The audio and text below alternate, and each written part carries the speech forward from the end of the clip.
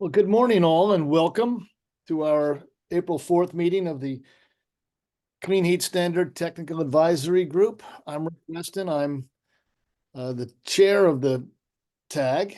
And with me is Catherine Morris, our facilitator, who will be handling much of the meeting. And Emily Levin, our co-chair, has just arrived. We have a quorum, so welcome all. I encourage everyone on the TAG to keep the video going because you're the TAG members while we're here.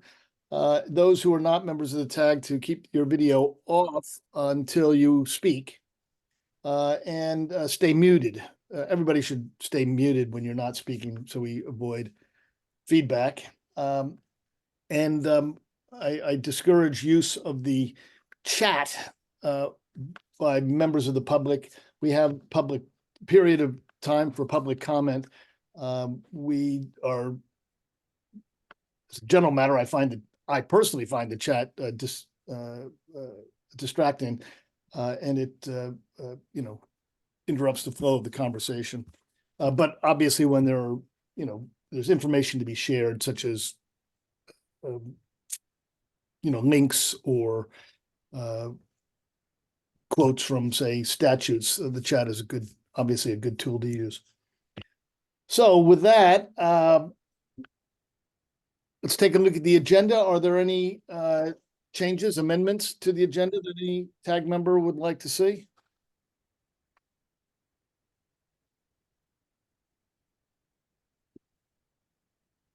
I think we're good on the agenda. Good, we're good on the agenda. Then off we go.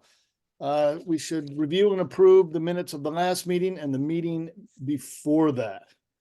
I hope you've all had a chance to read the revised minutes from this meeting of March 7th and the minutes of March 21st. Does anyone have any comments or suggestions about? We'll start with the ones from March 7th. Those are the ones that actually got revised. So how do folks feel about them?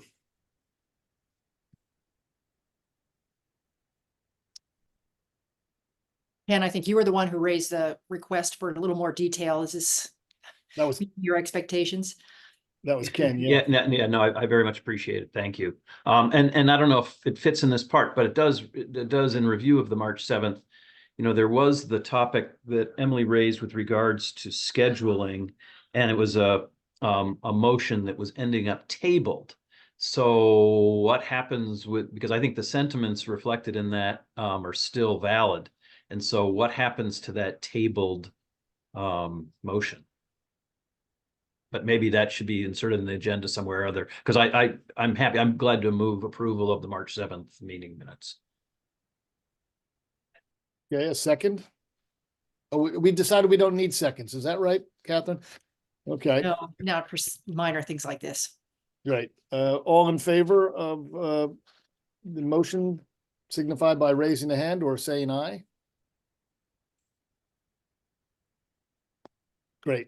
Those minutes are approved. Ken, I'll just say, let's find a time later in the agenda to take up that question. I think we could do it under other matters at the end. Is that okay? Okay. Then the minutes of the 21st of March. How does the TAG feel? A motion to approve? Any amendments?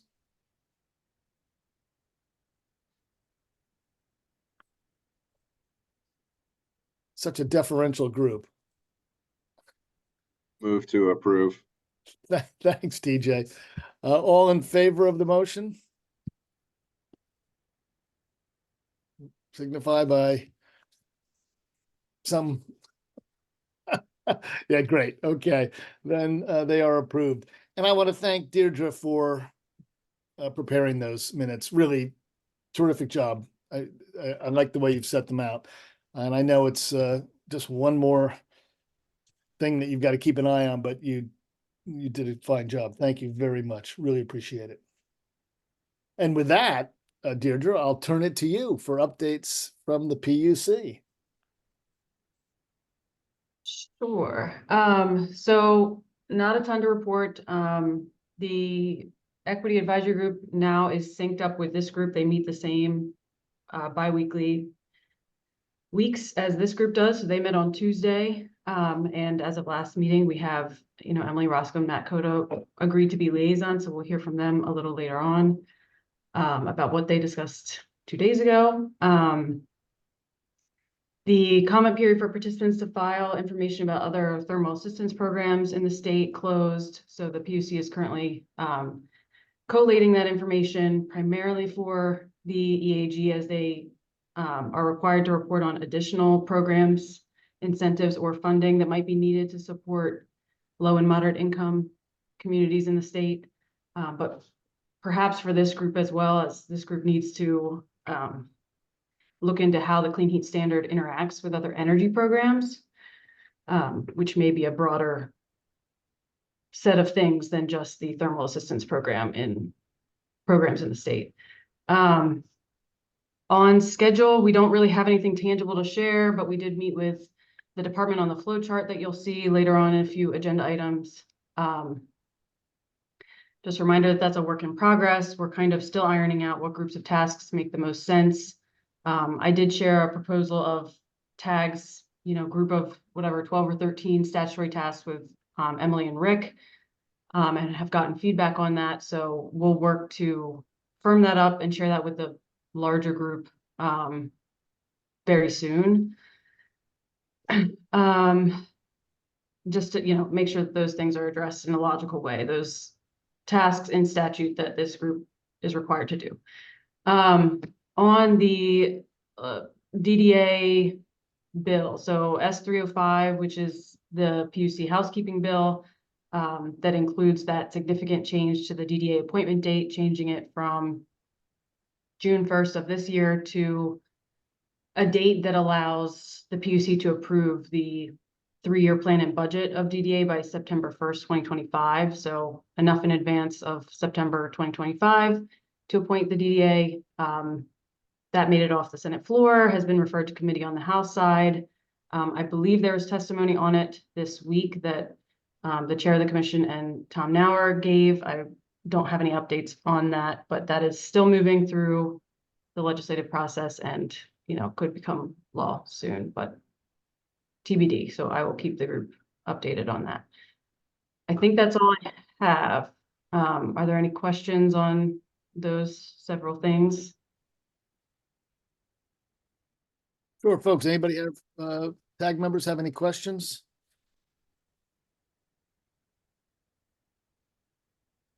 Not seeing any. Actually, well, thank you, Deirdre. Thank you very much. Okay, before we go to the next agenda item, I just wanted to say to all the tag members and to Deirdre and all the folks who have been helping us prepare for this meeting. I actually want to apologize for my being somewhat silent during the last week during all those efforts, and I really appreciate everybody covering for me. I was traveling and wasn't finding much time to check my email. I just really appreciate everything you did to make this meeting come together. And of course, to all the folks who volunteered to assist with the breakout groups. Really appreciate that. Emily Levin, yes, you have your hand raised. Yes, and sorry to be off camera today. It's a little crazy in my house at the moment. I wanted the update about the DDA bill, and I know that was what sparked a lot of our conversation that Ken was alluding to earlier when we reviewed the minutes around, does the TAG want to issue some sort of statement around keeping to the overall schedule? And I'm just wondering if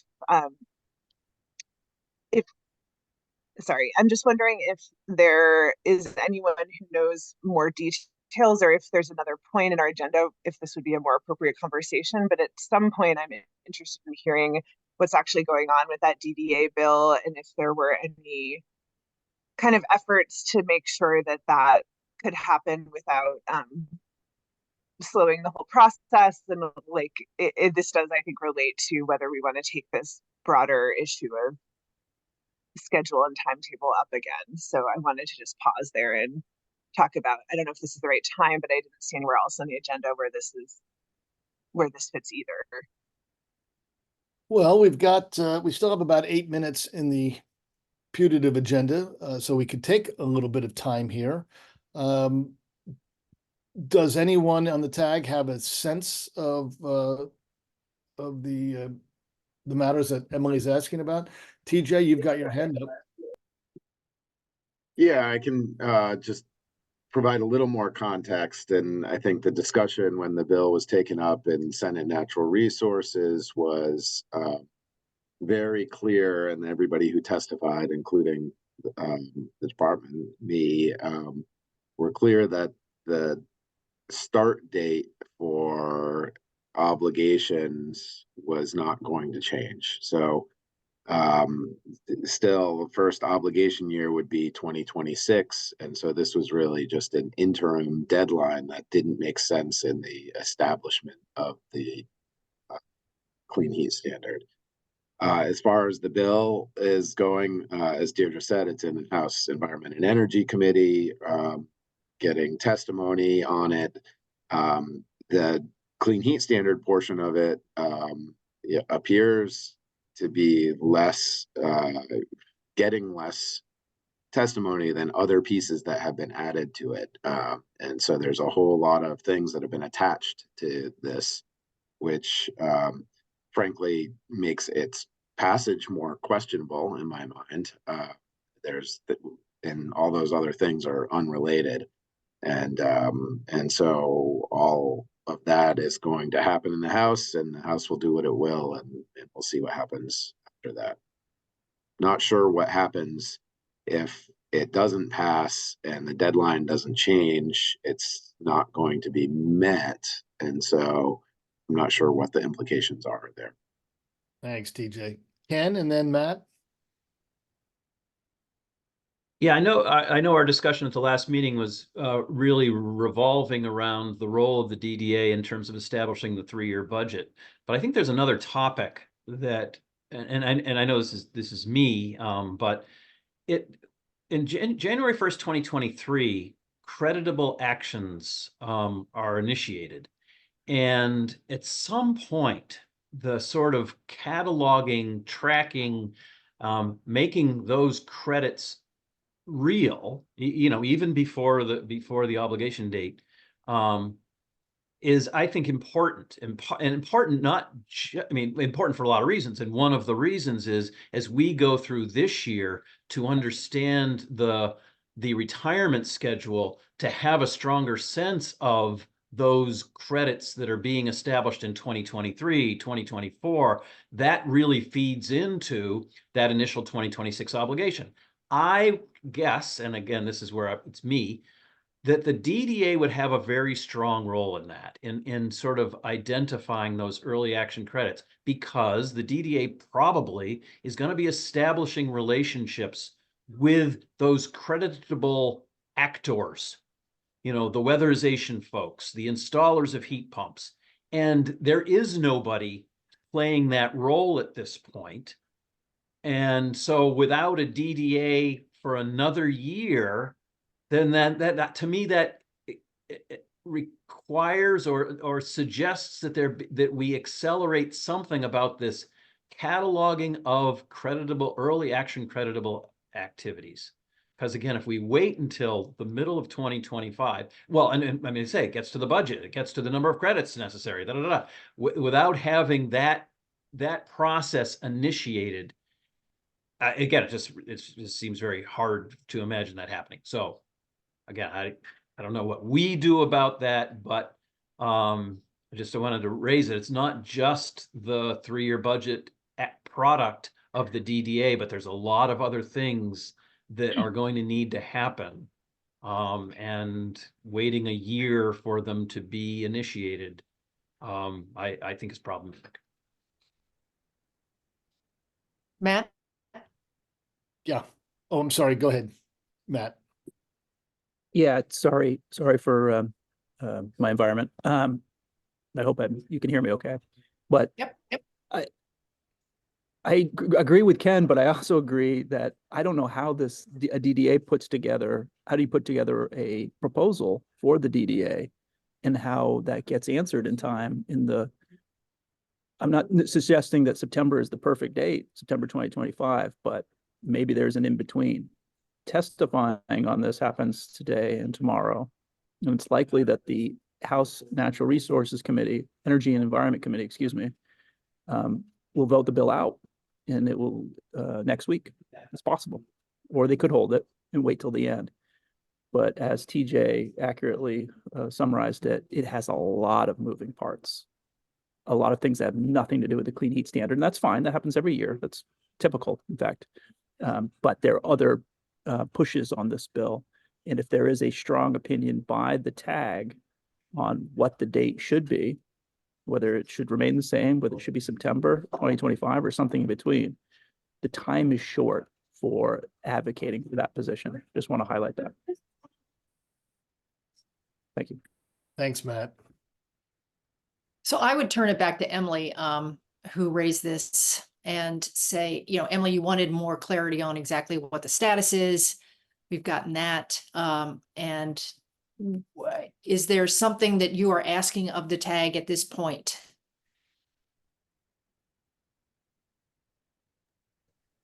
I don't think so. I don't know. I'm left kind of where Matt is, and I think the issues Ken raises are valid, and there are a lot of things that the DDA could help with were they in place sooner, but practically I'm not sure if that's possible. So I'm not sure how to untangle that. I would invite input from other TAG members, given what you've heard and our discussion at our last meeting and then this update. Does anyone feel strongly that the TAG should take a position of some sort on this? And if so, what might that be? I'm not quite there myself, being able to articulate something.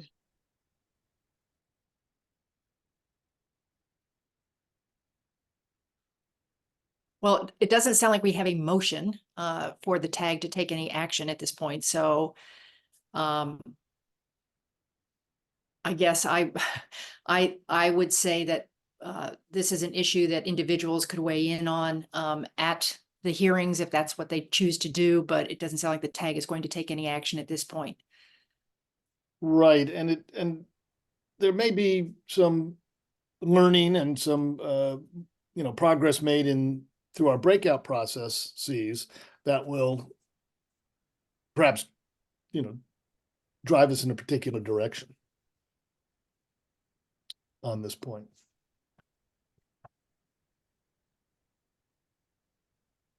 All right, are we ready to proceed to the 950 item, which is the TAG vacancy discussion?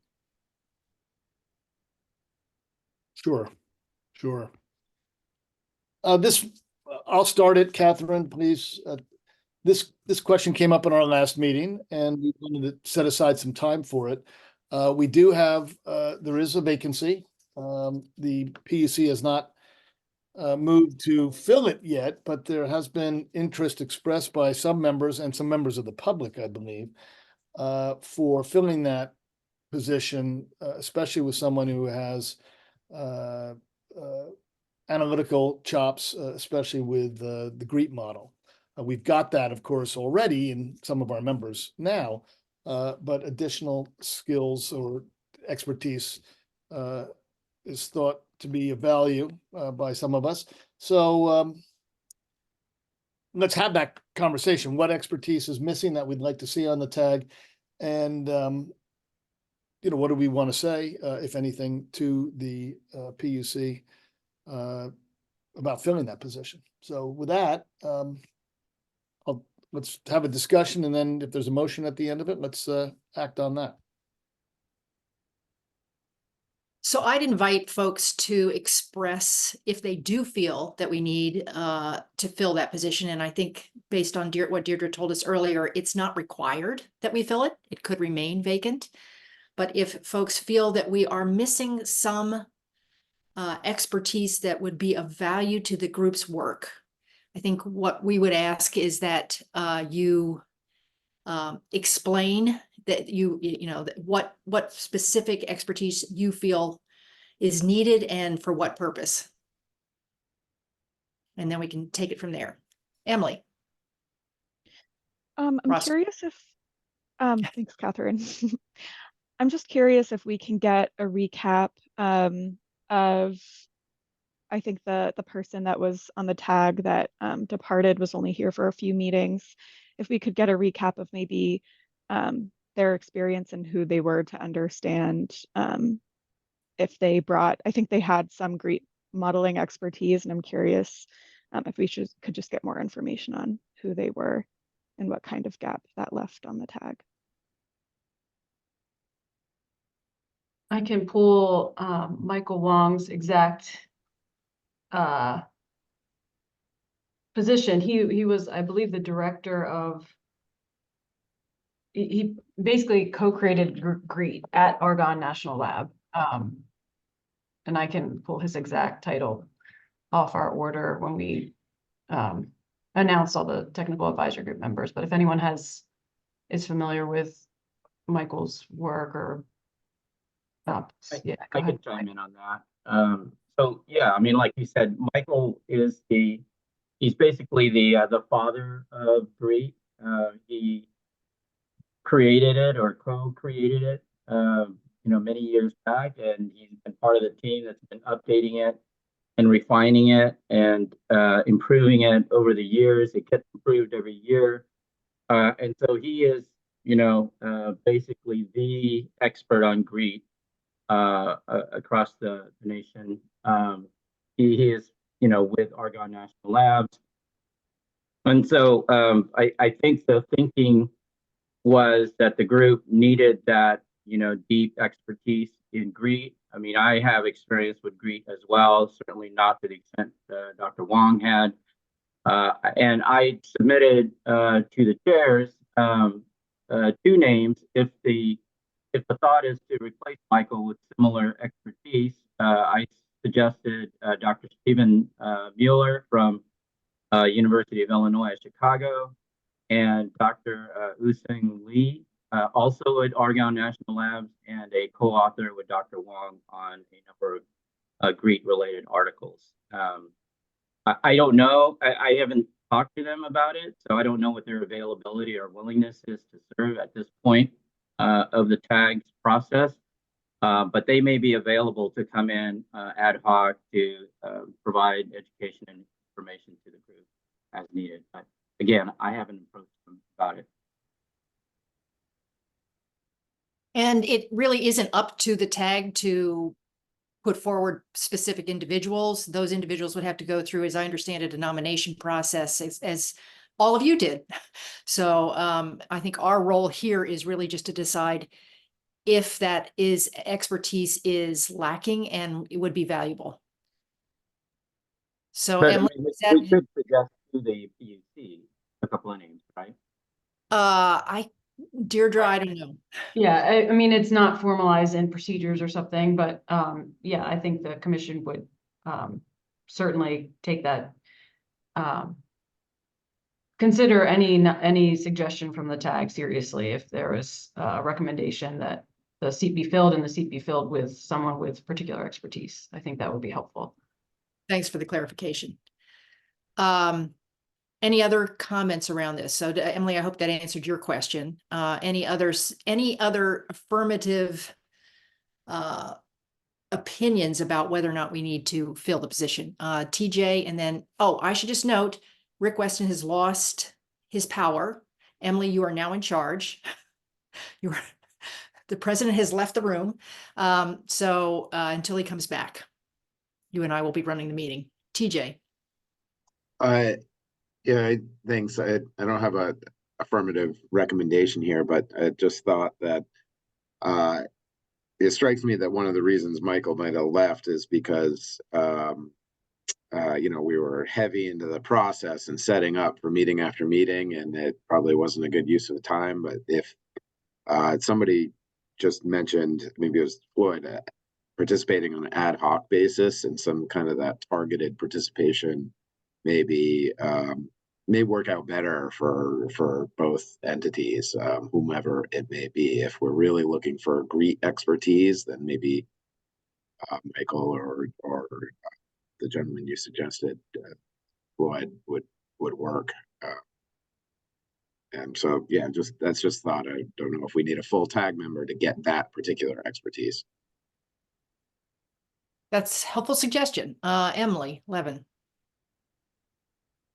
Yeah, I do feel like we would benefit from having somebody with life cycle analysis of biofuels and also wood expertise, just because that is such a critical input into a lot of our discussions of credit values and emissions schedules and all of those pieces. And I am not an expert in biofuels life cycle analysis, but I've been reviewing some of the literature, and there are just enormous differences in results for how how wood and biofuels are treated with respect to greenhouse gas life cycle impacts based on various assumptions around the boundary conditions, the feedstocks, the disposal methods, the counterfactual.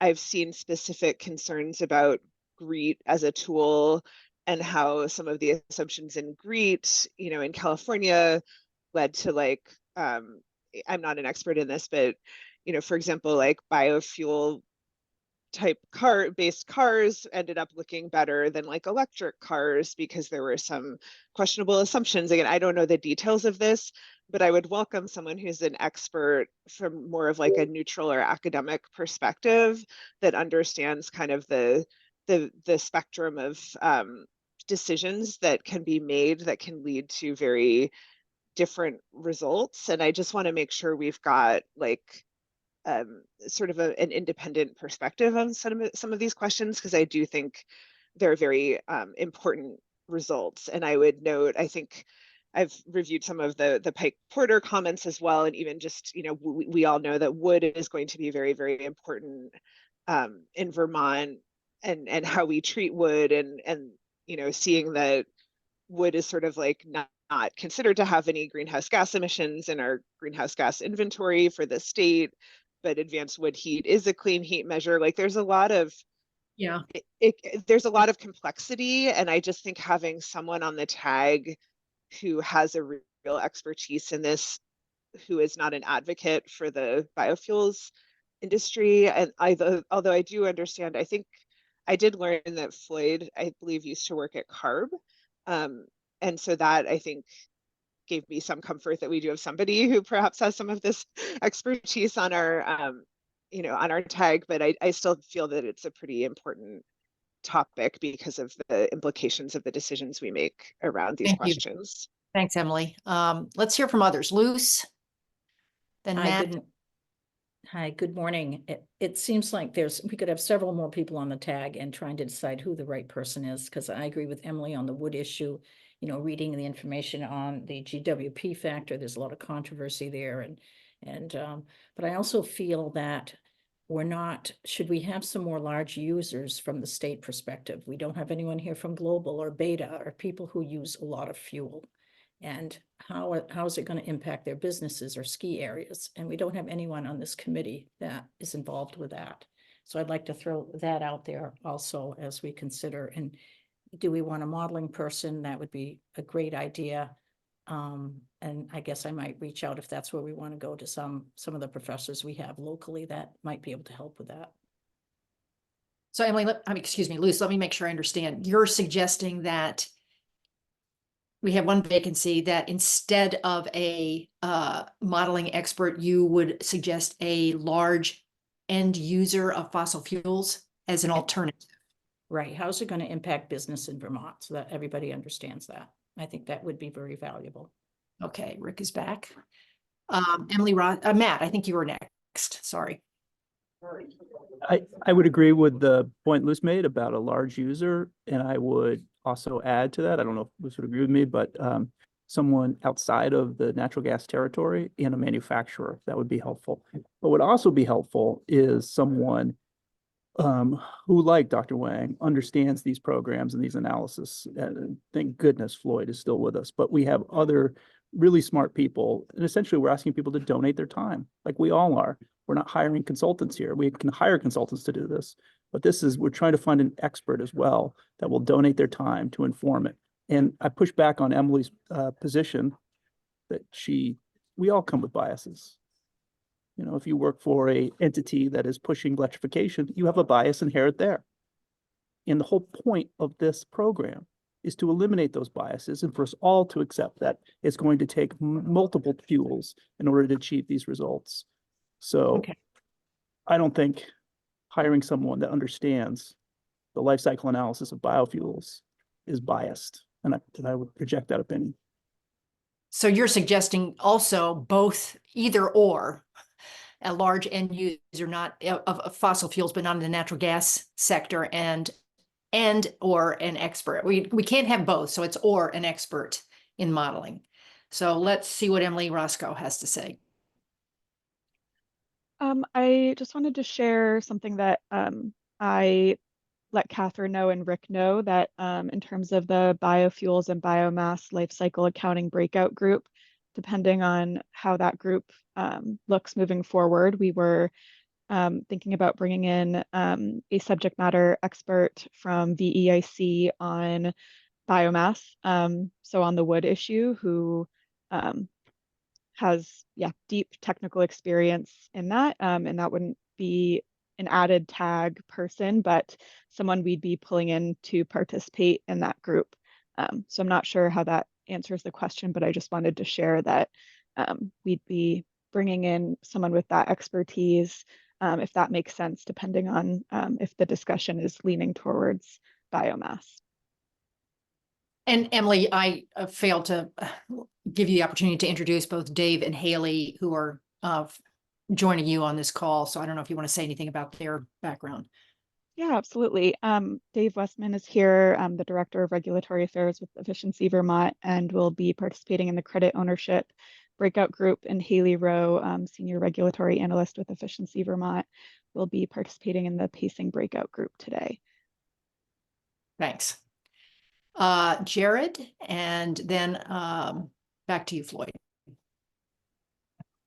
Hey, good morning. I largely want to second both Emily's comments to some extent. I do think that additional expertise related to biomass and biofuels could be helpful. I know this was those topics tend to be controversial in these conversations, and the Climate Council subcommittees have taken this up. There was a biomass task force. They did bring in a lot of just sort of ad hoc experts to present and discuss particular aspects of biomass. And that was very narrowly biomass for electric generation. So much narrower than this conversation. So I don't know whether it needs to be a member or the ability to bring in some additional folks, but beyond the life cycle GHG aspects, the pieces of this that often are controversial are some of the environmental implications, the health implications. I can speak on the health side to some extent, but I certainly can't speak more broadly to some of the environmental implications, and that's already been controversial in the conversations here. So just want to second that. I think some additional expertise would be helpful on those topics. Thanks. Thanks. Floyd, and then I'm going to ask for a motion. So I don't know if one or more of you wants to start thinking about formulating that motion while Floyd takes the floor. Yeah, just real quick, I just wanted to clarify the comment. I think it was Emily who suggested that GREET results in some kind of weird results.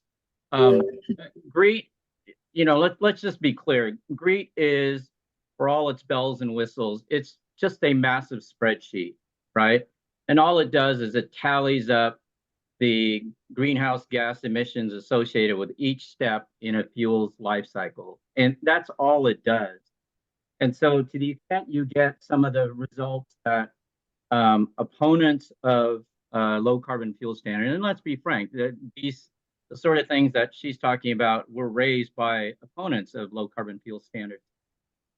Those are results that you could interpret as a result of state policies, not because of GREET, but because the state has chosen to draw the system boundary in which the GREET analysis is conducted in a way that, results in things like that. So I just want to caution people in thinking that GREET is somehow biased.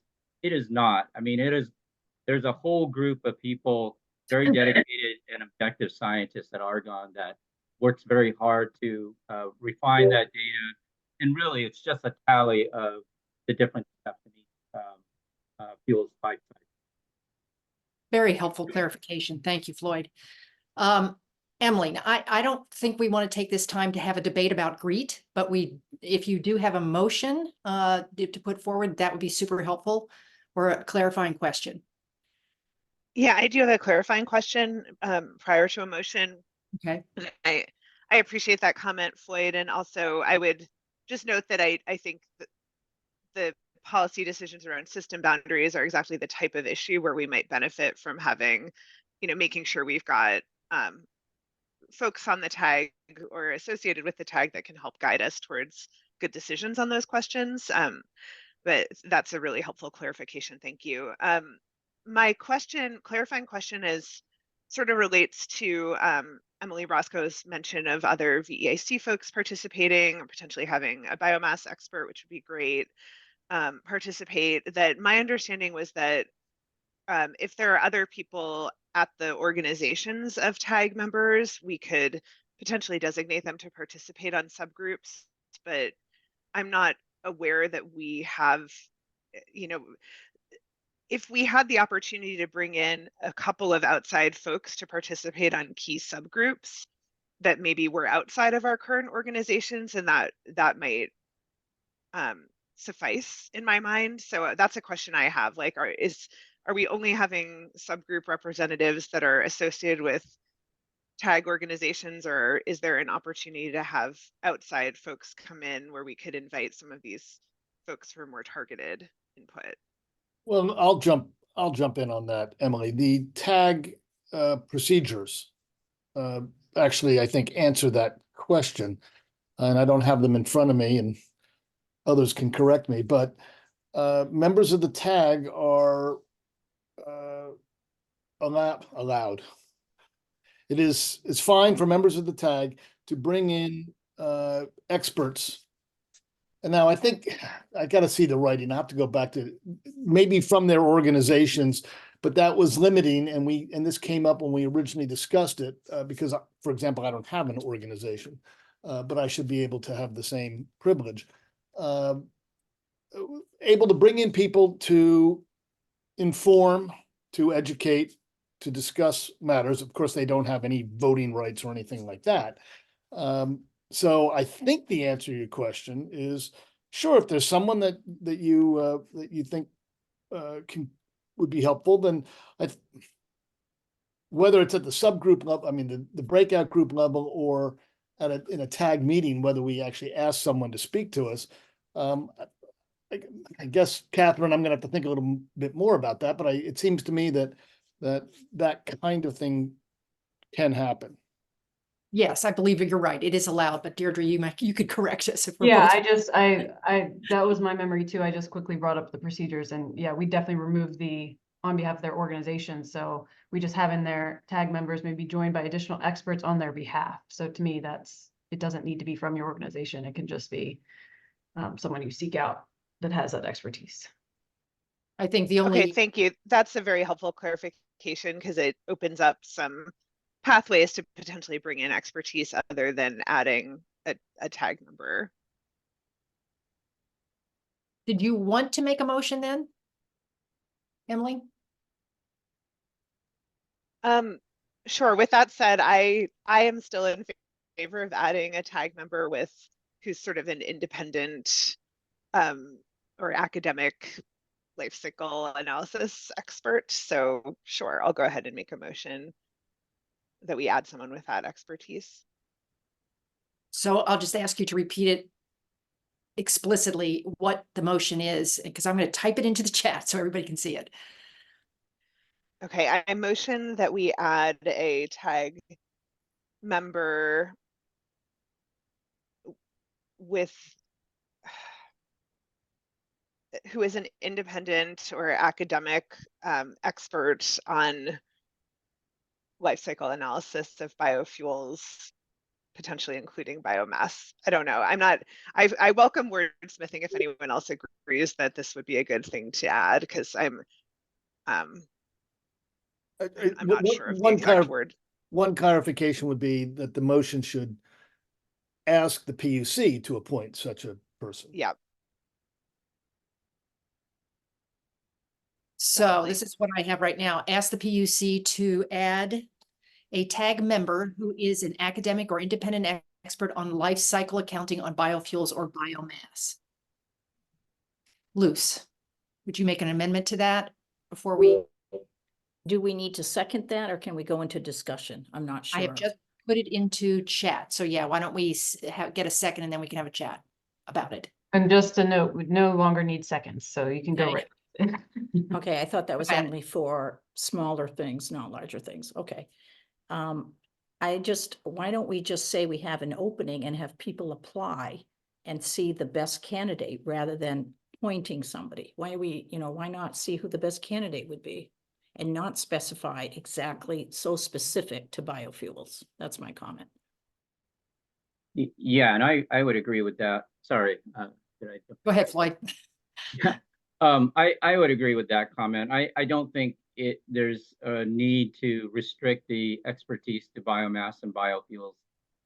Those folks who work in this space understand life cycle applies to every fuel that's, subject to a particular policy or direction, as it should be, because what you want to do is put everything on a level playing field and apply the same rules, right?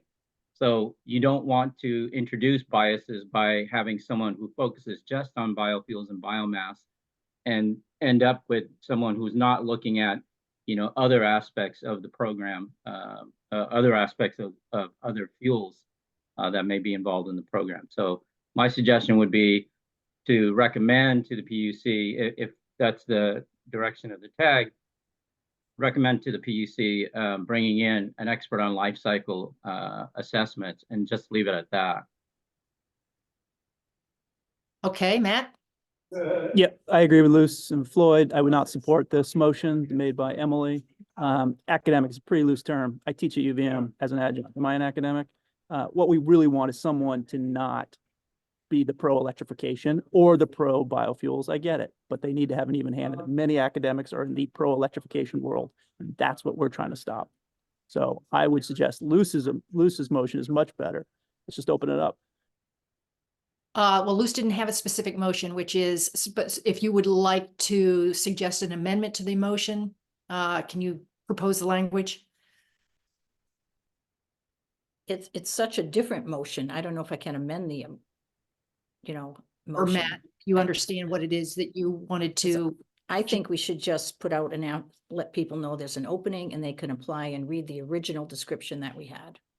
So it's not, Yeah, I honestly, can't really amend Emily's motion because she was very specific.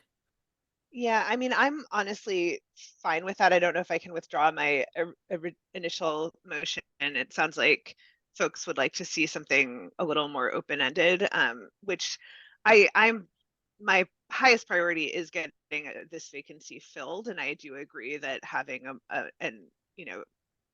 inviting people to apply where the PUC could then see what range of expertise is there and make the best decision. I'm comfortable with that. I don't know if I should withdraw the original motion or maybe amend it to ask PUC to open a solicitation for the new tag member and invite applications from interested parties. So Dominic is informing me that you can amend the motion in the form of a substitute motion, or you can ask consent to withdraw the motion. I think I just proposed a substitute motion. Ask PUC to open a solicitation for a new tag member inviting the same range of expertise as in the original solicitation. And is it true then, Deirdre, that once that request is made, the tag does not have any authority or input on who the PUC would select? So it could be anybody. That's right. Is Yeah, that and clear? also the commission, this wouldn't guarantee that the commission would be opening Or up, do it? soliciting applications right away. It's just going to consider the tag's position on this and that you want another member.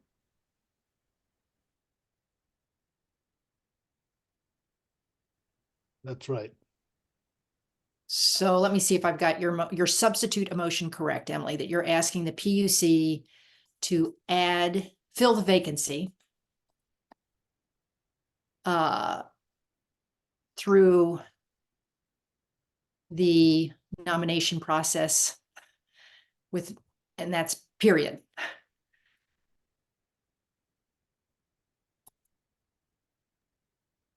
Is that adequate? Yeah, enough? I think I referenced using the same solicitation process as before, which listed a variety of types of expertise that might be useful. And I think would encompass potentially my interest in getting a more independent life cycle analysis perspective, as well as Luce's and getting a large business perspective. Yeah, and just a reminder, that's required in statute. This group is made up of people with expertise that's listed in statutes. That would definitely be in the solicitation. Okay, I put in the chat this motion, ask the PUC to fill the vacancy through the nomination process as before, which listed a range of expertise that would be helpful. Okay, we have a motion. We have a second. We don't need a set. Well, let's just ask. Do we have a second to move this forward? Vote and discussion and a vote. I second the motion. Okay, great. Is there any further discussion before we take a vote? Sam? Thanks. Just I guess a quick question. Do we think that the PUC will take note of the conversation that we had here in their consideration as to what type of person will be nominated? I mean, is this part? It's part of the meeting notes, right? So I mean, It's Sam, I think the answer to that question is a powerful yes. The PUC will, I've heard what we've discussed, and I will say there's even one PUC member on the call right now. So I think they're hearing us.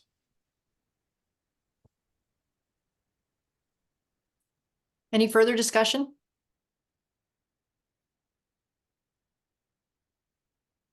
All right, I would then suggest that we move to a vote, and I would very much like people to use the raised hand function, which is much, much easier for us to count.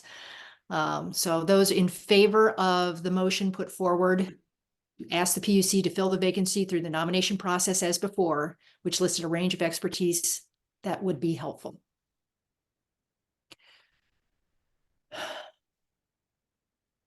Okay, we've got 2, 4. Any opposed? You could take your hands down if you voted. Jared? Okay, he took his hand down. All right, it looks like the motion has passed. Deirdre, can you inform us what the process should be? Do we just, can we rely on you to forward the motion to the PUC? Yeah, I haven't thought exactly how the formality of this, but yeah, that's the plan. I will share this. And it'll be in the minutes, and we'll just ask that the PUC, well, I would say the default, it would be that Deirdre will be responsible for carrying this back to the PUC. If we need something in writing, he can put that in writing for you. That's right. Okay, let's move. We're getting a little behind, but let's move to the DPS flow chart. And TJ, you said you were going to at least launch this and then hand it over to Ben. Yeah, so just really quickly, I just wanted to introduce this and say we've been trying to find a good way to visualize all of the many, many, many steps that are necessary to get from where we are now to a rule, a draft rule by the end of the year and then beyond. And what we've started to do is kind of make a process flow chart, which has swim lanes of different entities that have actions. And I just wanted to start. This got sent out yesterday, I think, and start just by saying this is still a work in progress. Could have it happened a little earlier. We had some technical difficulties getting the right versions of software that we wanted, but we're hopeful that this can be used as a tool that can evolve over time as we figure out that other things need to happen or things don't need to happen, but just to kind of keep a that high level picture of what needs to happen. So with that, I'm going to turn it to Ben to kind of pull it up and orient you to this. This is Ben Volaski, who's a Clean Heat Standard analyst, energy analyst on the Clean Heat Standard at the Department of Public Service. Take it away, Ben. TJ, and I'm going to go ahead and share my screen with the flow chart here.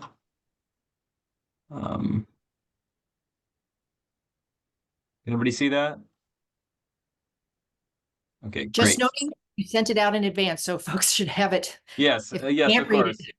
Of course. But here it is, just for reference. Yeah, so I'm glad everyone's had a chance to look at this. As TJ mentioned, it started as something we were doing just as a team at the department to wrap our heads around everything, all the moving parts. So really, we see this as the purpose is to kind of show the flow of the work and the interdependency of all the steps. And I want to keep it useful and relevant. I see a useful flow chart as one that doesn't really try to do too much. It's kind of simplistic at the top here by design. The sequence and dependency, want to keep those clearly visible, in a left to right fashion. I will note that, there's this timeline at the top that was sort of plopped in there to kind of show, flow over time. So, obviously, none of this is set in stone. It's a work in progress, but on the x-axis there is time, and obviously that's very important throughout this process. So I wouldn't take that as gospel or anything, but just it's a good kind of reference as time going along. And so definitely welcoming feedback on this at this point, and want to keep it, there's a ton we can add to this, and I think the flowcharts, in my mind, we would want to kind of stop at the point of what all the actors are doing, and without saying the details of how they're doing it. I think there's various visualizations that can be made as to to really get into the how something's going to happen, such as decision trees or something of that sort. But for this purpose, I think really just visualizing really the sequence and the flow of all the topics. So yeah, just wanted to kind of introduce the flowchart here and then have it be a springboard for discussion, on the sequencing of the topics and the flow of the work schedule. And again, work in progress, and feedback would be much appreciated, because obviously there's, I think we can make progress better as a group than just islanded off on our own here. So I think probably the best way to give, I think I'm going to open up here in a second to have some discussion here just with, first impressions, but also if there's any more, concrete feedback that folks want to give as to how they think this can be laid out, I will put my email in the chat. So folks can email me directly with suggestions for how they think this might be able to be improved or polished as we move forward. So yeah, so I'm actually going to stop sharing my screen so that we can kind of have a discussion about this, and everyone should have it in their packet. So, yeah, so I just want to open it up if anyone has anything that struck them right away, or yeah, use it as a springboard as to how we can sequence these topics. So I hope it can be of use to everyone. So I guess always good to start with some clarifying questions. If there's something you don't understand about either the purpose or the content, I'm sure Ben would be happy to answer those questions immediately. And then if you have some high level suggestions of how either it could be used further or additions you'd like to see to it, we'll take that now. But maybe the more detailed suggestions we can save for email transmittal to Ben. I do want to throw one thing. We already did get some feedback, and I think it was good feedback that there's not a swim lane, as it were, for public engagement and how that impacts each process that's identified here. And so I think that there's public engagement in terms of comments at these types of meetings. I don't think that would be included as its own item on this, but the things like the PUC's workshops or hearings that they're holding that they've already scheduled, and then future ones going forward. And that will evolve also as the EAG, the Equity Advisory Group, shapes out that engagement.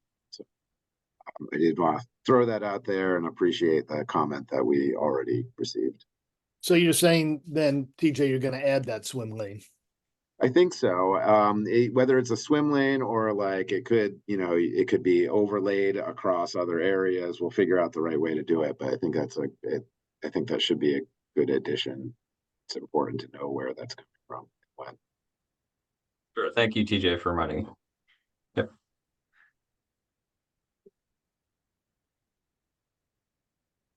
Emily? Yep. Evan? Just a quick comment that I do think this is a very helpful tool since there's a lot of moving parts. So it's very helpful to see it laid out, in this swim lane form, so we can see kind of all the pieces.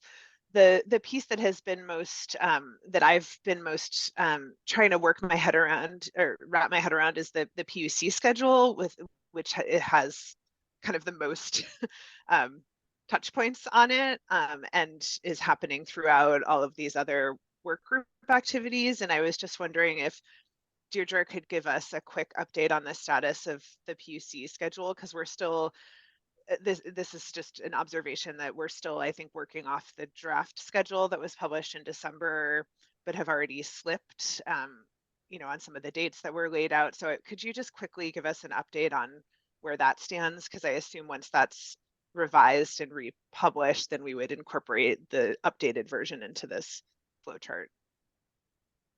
Sure. I think I briefly talked about it in the general update, just that I don't have anything tangible to share. It's still a work in progress to group, incorporate basically the feedback that we received, which most of that feedback was group items, not have so many discrete statutory tasks and not having public process around every single statutory task. So that was one significant piece of feedback. And during public process for emissions schedule to come earlier. There wasn't a whole lot of concrete feedback beyond those two things. I think a lot of people have, and we take the memo that was grouping items, but there wasn't a lot of sequence guidance in that memo. So that's where it stands. It's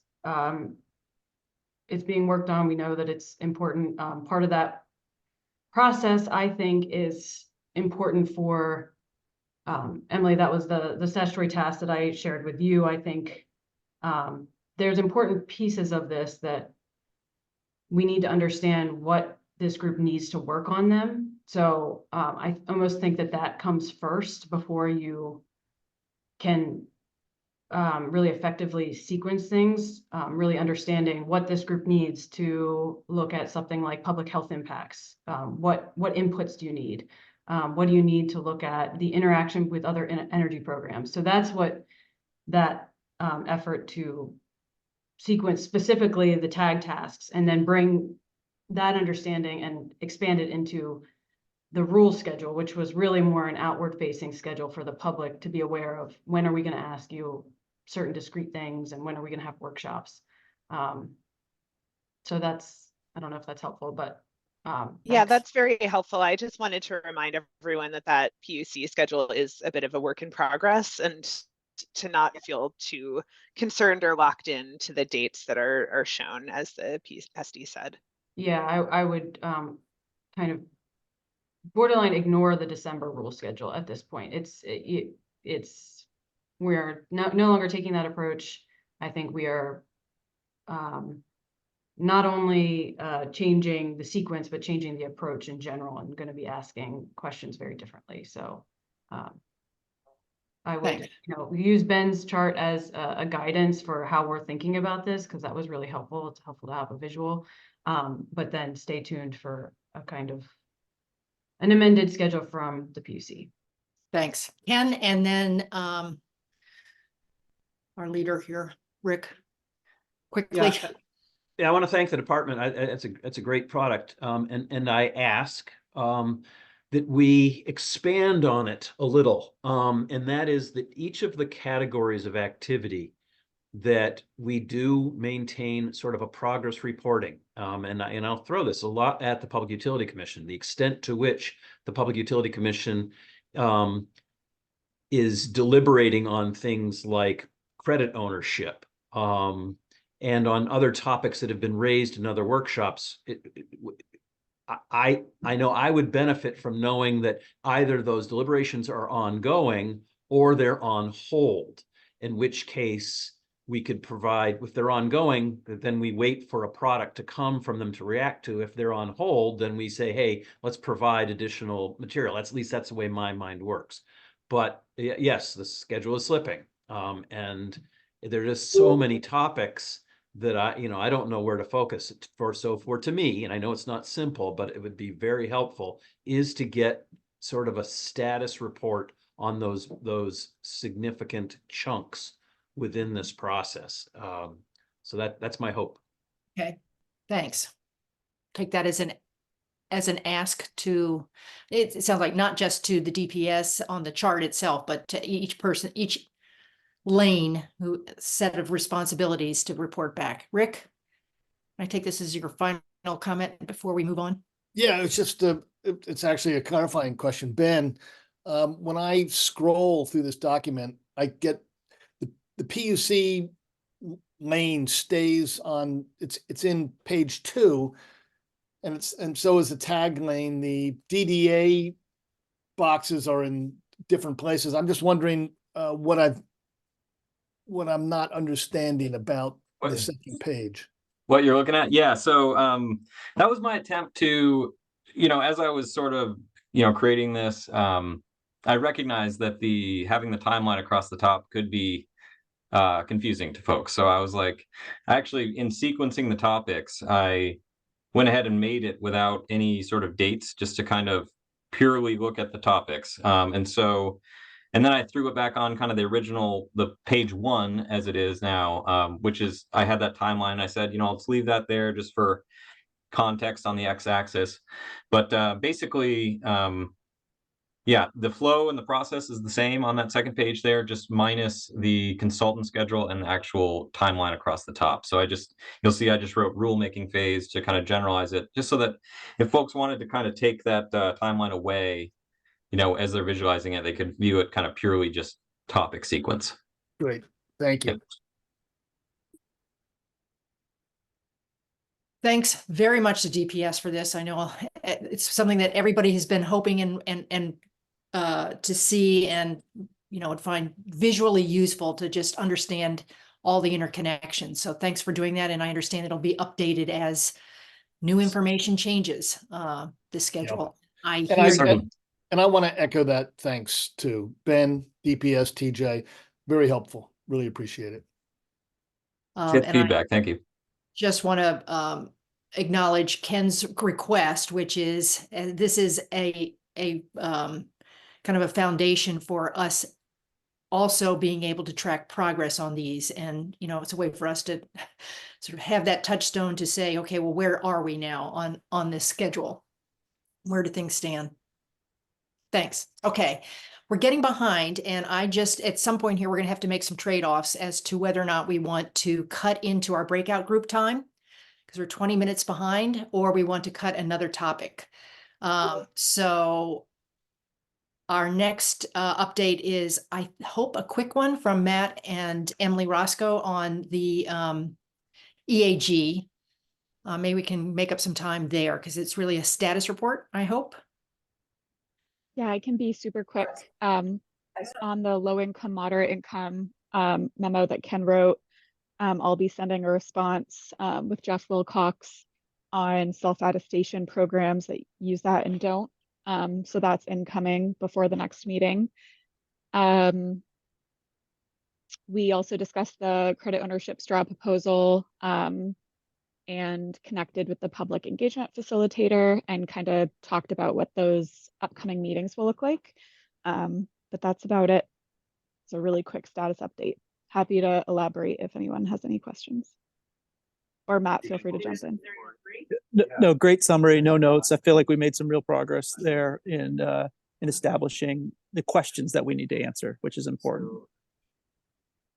Yeah, so Ken's questions, which were reviewed by others, was shared with all of you in advance. It should be posted as well. So that's what went to the EAG, and it sounds like they received it positively and are going to be working on it and getting us a response pretty quickly. Great. Yeah. Any questions? Yeah, Matt. Yes, but no. I can't say very quickly. That's Oh, I thought next week. that- No, is that what I heard? well, I'll be there's some sending a big, memo. yeah. Yeah, There's I think some that's big decisions in there, and very quickly. I'm just a little nervous when someone says you're going to get this back really quickly. That's all. Sorry.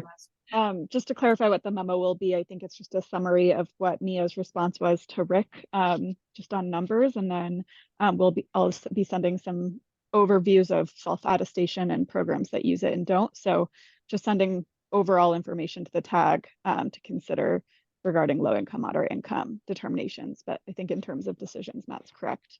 We're just sending over information at this point. Okay, great. Any questions for Matt and Emily? Yeah, So- TJ. Yeah, I just want to be clear. So the EAG is going to send over information, but I think the tag was looking for that specific guidance and like decisions, right? So is the EAG has in the scope eventually, like you'll send over information in the next week, but the decisions on kind of how to do that and kind of basically just, or your recommendations, I guess, on how to do it is what's going to happen ultimately. Yes, but not next week. Right. So the very quickly part is we're gathering materials, but not making a recommendation next week. That will not happen. Thank you. I don't know if I was. But eventually it will. But thank you. Yeah. Okay.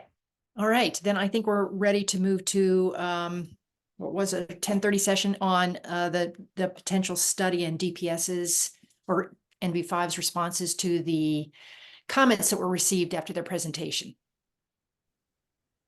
Hi, good morning, everybody. I'm happy to reintroduce this topic.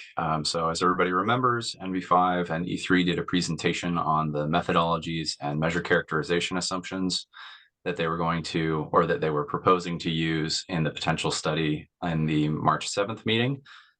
We got some feedback from that presentation and have incorporated as appropriate changes where necessary. And we have the NV5 and E3 team with us. We have Bill, Matt, and Vivon here to answer any follow-up questions. You received the response from NV5 in your packet for today's meeting. So hopefully we can have a quick discussion. And if there are additional questions that come up after the fact, since there's such a limited time for today, we can take that offline as we did in the first round of feedback. So at this point, I'll hand it over to NV5 and E3. And if anybody has questions, please feel free to raise your hand or ask away.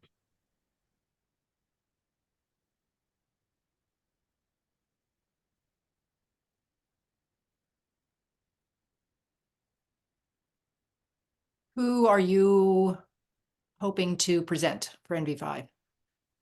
So Matt Sox is on camera. I see he's unmuted, but I think he's just waiting for specific questions. Yeah, thanks, Matthew. Yeah, I don't have more of a preamble than you already gave. So if there are additional questions, we'd be happy to field them now.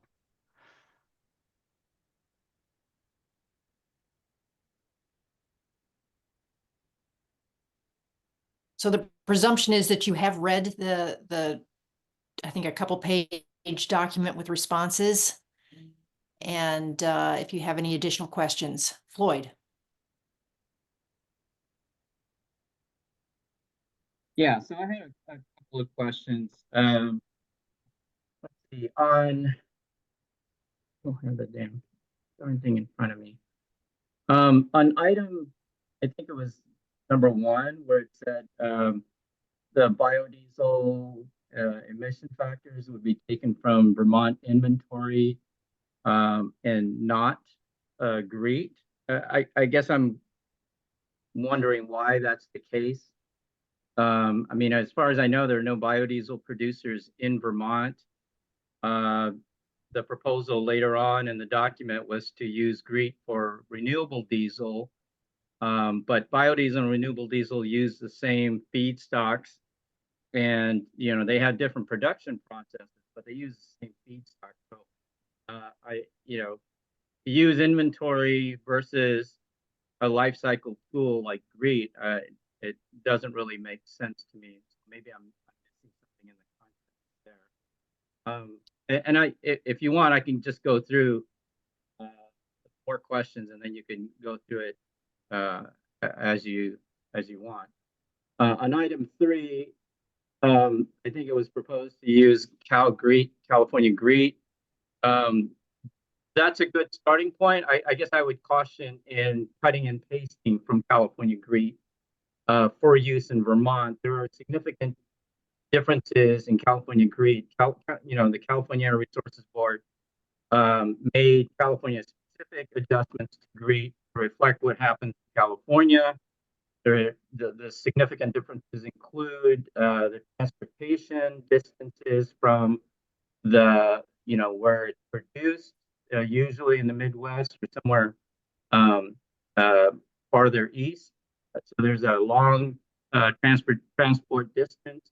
And there's also differences in the electric grid carbon intensities. Those are among the differences. And so my concern is that cutting and pasting California GREET for use in Vermont overestimates a number of carbon intensities and may result in other sort of anomalies. So I would recommend that you look closely at that and make some Vermont.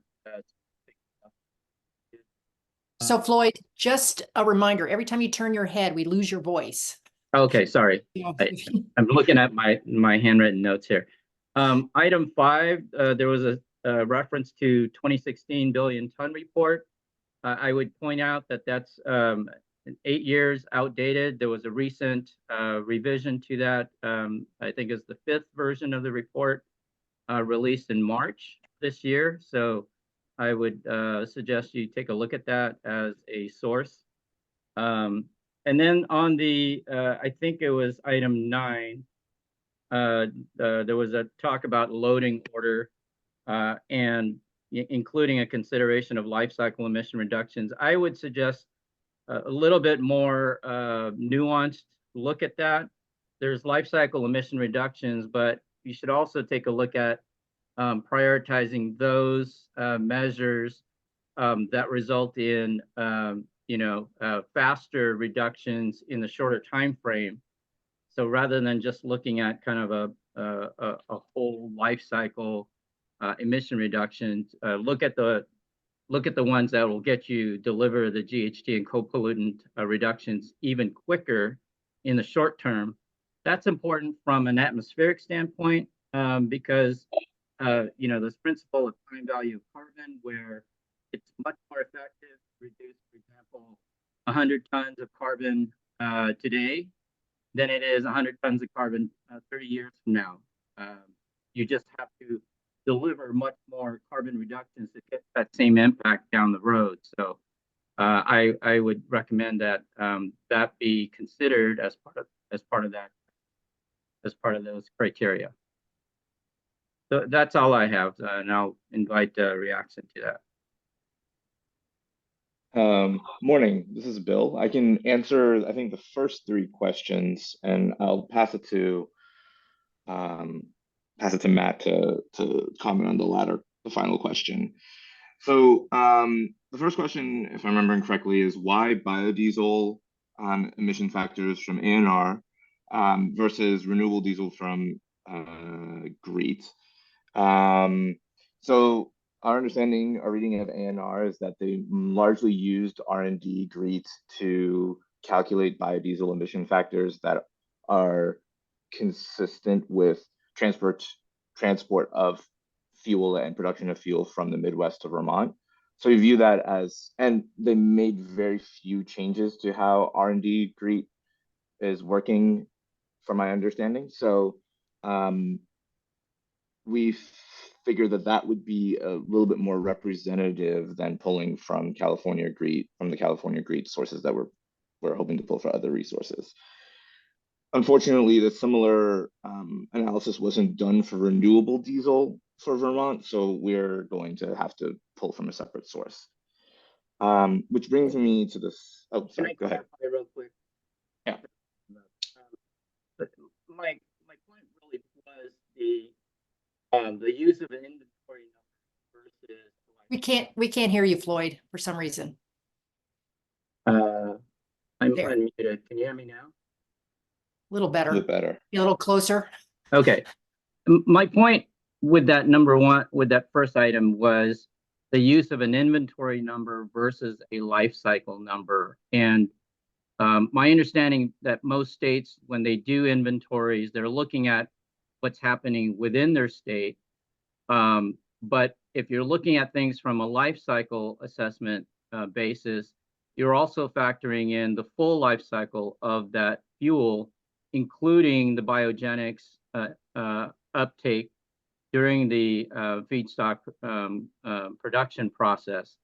And that is an important part of a full fuel life cycle. And so you're missing that if you're strictly following an inventory-based approach as opposed to a life cycle approach. So if you're going to use life cycle, which I recommend for some fuels, you should use them for all fuels rather than a different method for one fuel and another method for a different fuel.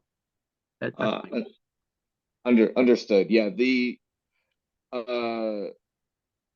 understanding of the draft report was that those are supposed to be draft life cycle numbers, including upstream emissions. And when we went into GREET very briefly to just compare to make sure that the numbers that are in GREET are kind of roughly comparing to those that are in that inventory, those inventory numbers, they're very similar to the emissions factors. So I think that our best understanding of that is that the biodiesel emission factors that are being reported in the draft report is truly a life cycle emission factor. Okay, thanks for that. I didn't know if that was the case. Yeah, that's a great question. And I think the other question that you had was around California GREET. Why are we using, or just to make sure that we understand that California GREET has special modifications for California itself. So the first thing I want to note here is that we're not directly modeling anything in GREET. We are instead using already registered projects for the LCFS program that is based on, and those registrations are based off of California GREET model, for sure. With that being said, the goal is to not select a singular project or a singular set of parameters, but rather look at a distribution of projects that have been qualified for California. Our expectation is that within that distribution, we're going to find emission factors or CI scores, however you like to describe them, as being somewhat representative of emission factors that are more representative of emission factors for Vermont. That is not to say that this is a perfect way of going about doing this, but because we are looking at this distribution, we're hoping to capture some of the uncertainty around modeling a specific project for a clean heat for the clean heat standard. And the other thing that I also want to note is that we are planning to filter out projects that are east of Mississippi in this database with the expectation that those projects are going to be a little bit more representative of ones that Vermont might be pulling from, as opposed to just looking at all of the projects in California in that database. And then the final question was around the Billington report. Why are we using the 2016 Billington report? Yeah, so yeah, we saw that the 2023 Billington report came out earlier this year. I think one of the issues with the 2023 Billington report is that they don't have like time resolved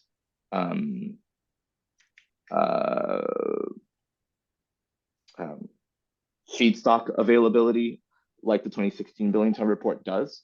So we're going to rely on the 2016 Billington report for now. And I think in the long run, there's going to be some availability for our data set for the 2023 Billington report to have time resolved feedstock availability. But right now, those scenarios aren't available.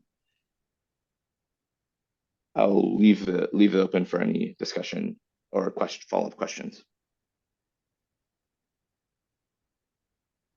There was a fourth question. Oh, yes. Matt, do you want to take that one on?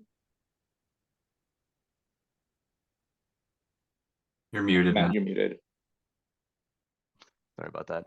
Yeah, we can consider that in our development of the loading order. And just to clarify, what we mean by the loading order in our methodology is just the order that we assume measures that have interactive effects are installed. So if you have something that reduces, say, energy for water heating, induced energy, and then you install a measure that reduces, hot water usage. The order of those impacts, the savings for each measure. So I think your consideration was getting into a bit of what we would consider like the achievable penetrations, which is kind of tied to the availability of different clean heat measures, which we would certainly consider in the development of the achievable penetrations, both in the achievable potential scenario and in the Act 18 optimized scenario. Right. Thanks for the responses. Very helpful. And then Patrick, you had a question. Yes, thank you. I mostly want to follow up to Floyd's comments and questions and Bill's responses to them, with a few other thoughts, which is, first, I don't know if it's feasible, but if it is, I think it'd be appropriate to have a Vermont GREET. And I don't know all of what into California developing their own, but having a Vermont GREET may be very valuable to this whole process and program. I think the question of modeling specific projects and specific pathways that Bill brought up is a really, really important question, because it can allow substantial incentives to go to it can foster innovation, is basically my point, for people who are really going above and beyond to reduce emissions. It can allow them to access those incentives, which facilitates getting lower carbon fuels. That being said, it would create massive complication and in implementing the program. If you just look at California's LCFS, the process of verifying and validating individual pathways is very complicated and time consuming. So there's important trade-offs to consider there. And I think my third point is I would be very careful about using registered California projects to inform Vermont, because My expertise is in dairy biomethane, and we work with many projects that have been registered in California's program, and there is a very wide range of CI scores from individual projects, and the details from project to project really matter. I'd be willing to help sort of suggest ways that CIs specific to Vermont could be modeled relatively easily, or work with you, Bill, offline to try and refine those numbers or the assumptions you're using to make them relevant to Vermont. So. Thanks for that offer. And let's move to Sam.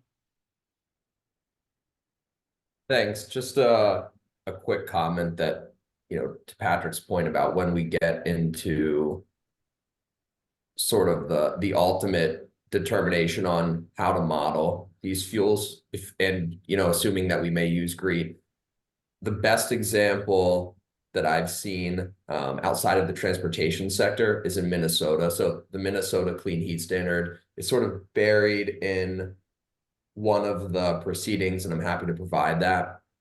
But they do have a Minnesota GREET model that's specific to the thermal sector, which I think is a first of its kind in the regulatory context. So just a quick note that once we get to that point, there are examples of that, and I think certainly second both Floyd and Patrick's comments and thoughts about all of the life cycle modeling. I think for this exercise, right, for just this initial modeling exercise, as long as the California inputs, right, in terms of things like electricity, CI, are reasonably close to Vermont, I think that that's okay, and would be in favor of using that as a quick and easy solution. Thanks, Patrick. Your hand is still up, so I'm assuming we're ready to move on. Yeah, Jared. Okay, thank you. I don't know if my question even makes sense because this is admittedly kind of far out of my technical understanding, but I just noticed on the responses, I don't think it has page numbers, but it's number 6, how will LMI measures be modeled? And there's a comment in there about making assumptions that measures would be covered by some kind of program intervention up to 100% for the LMI sector. And I wanted to maybe ask for clarification on that. And my underinformed concern is, I just wanted to make sure that there weren't assumptions being made that weren't already planned or expected. If that's something that's needed, it would be nice if the study compared different scenarios of like program interventions that cover none of the costs, some of the cost, all of the costs, to see what the impact is on outcomes, but not just I was just a little concerned from reading that it might mask some needed recommendations by making assumptions that may or may not actually match with reality. I hope that made some sense. Yeah, certainly, and I can respond to that. Yeah, that assumption of 100% incremental cost coverage for the LMI sector, that's kind of born out of I would say industry best practices and completing potential studies. I think as we've seen from program activity for efficiency programs is that it's very difficult to get participation in the low income segment without some substantial financial incentives. So that that 100% assumption there was kind of adopted from other potential analysis frameworks as a starting point, but certainly open to other suggestions about how we could look at that. Part of the thinking behind that was also because of the pretty high percentage of shares that are supposed to come from low and moderate income households, as envisioned by Act 18. So, making those assumptions or that 100% incremental cost coverage assumption, I think was a reasonable starting place when we come at the achievable potential, knowing that, you know, that is going to be the springboard to coming up with the Act 18 optimized potential, which, as we know, one of the goals of that is to adhere to all of the various constraints in the Act. Patrick, your hand is back up. You have one more comment? I do, yeah. I'm realizing that I don't see I don't think I see biogas to or other biomass sources of electricity in here being considered, to the extent, obviously, solar and wind can produce electricity that is used for heat pumps, but I would think there's also biomass to electricity to thermal heating pathways that should be considered. Are they included in here? We are not including those pathways. What is the reason for that?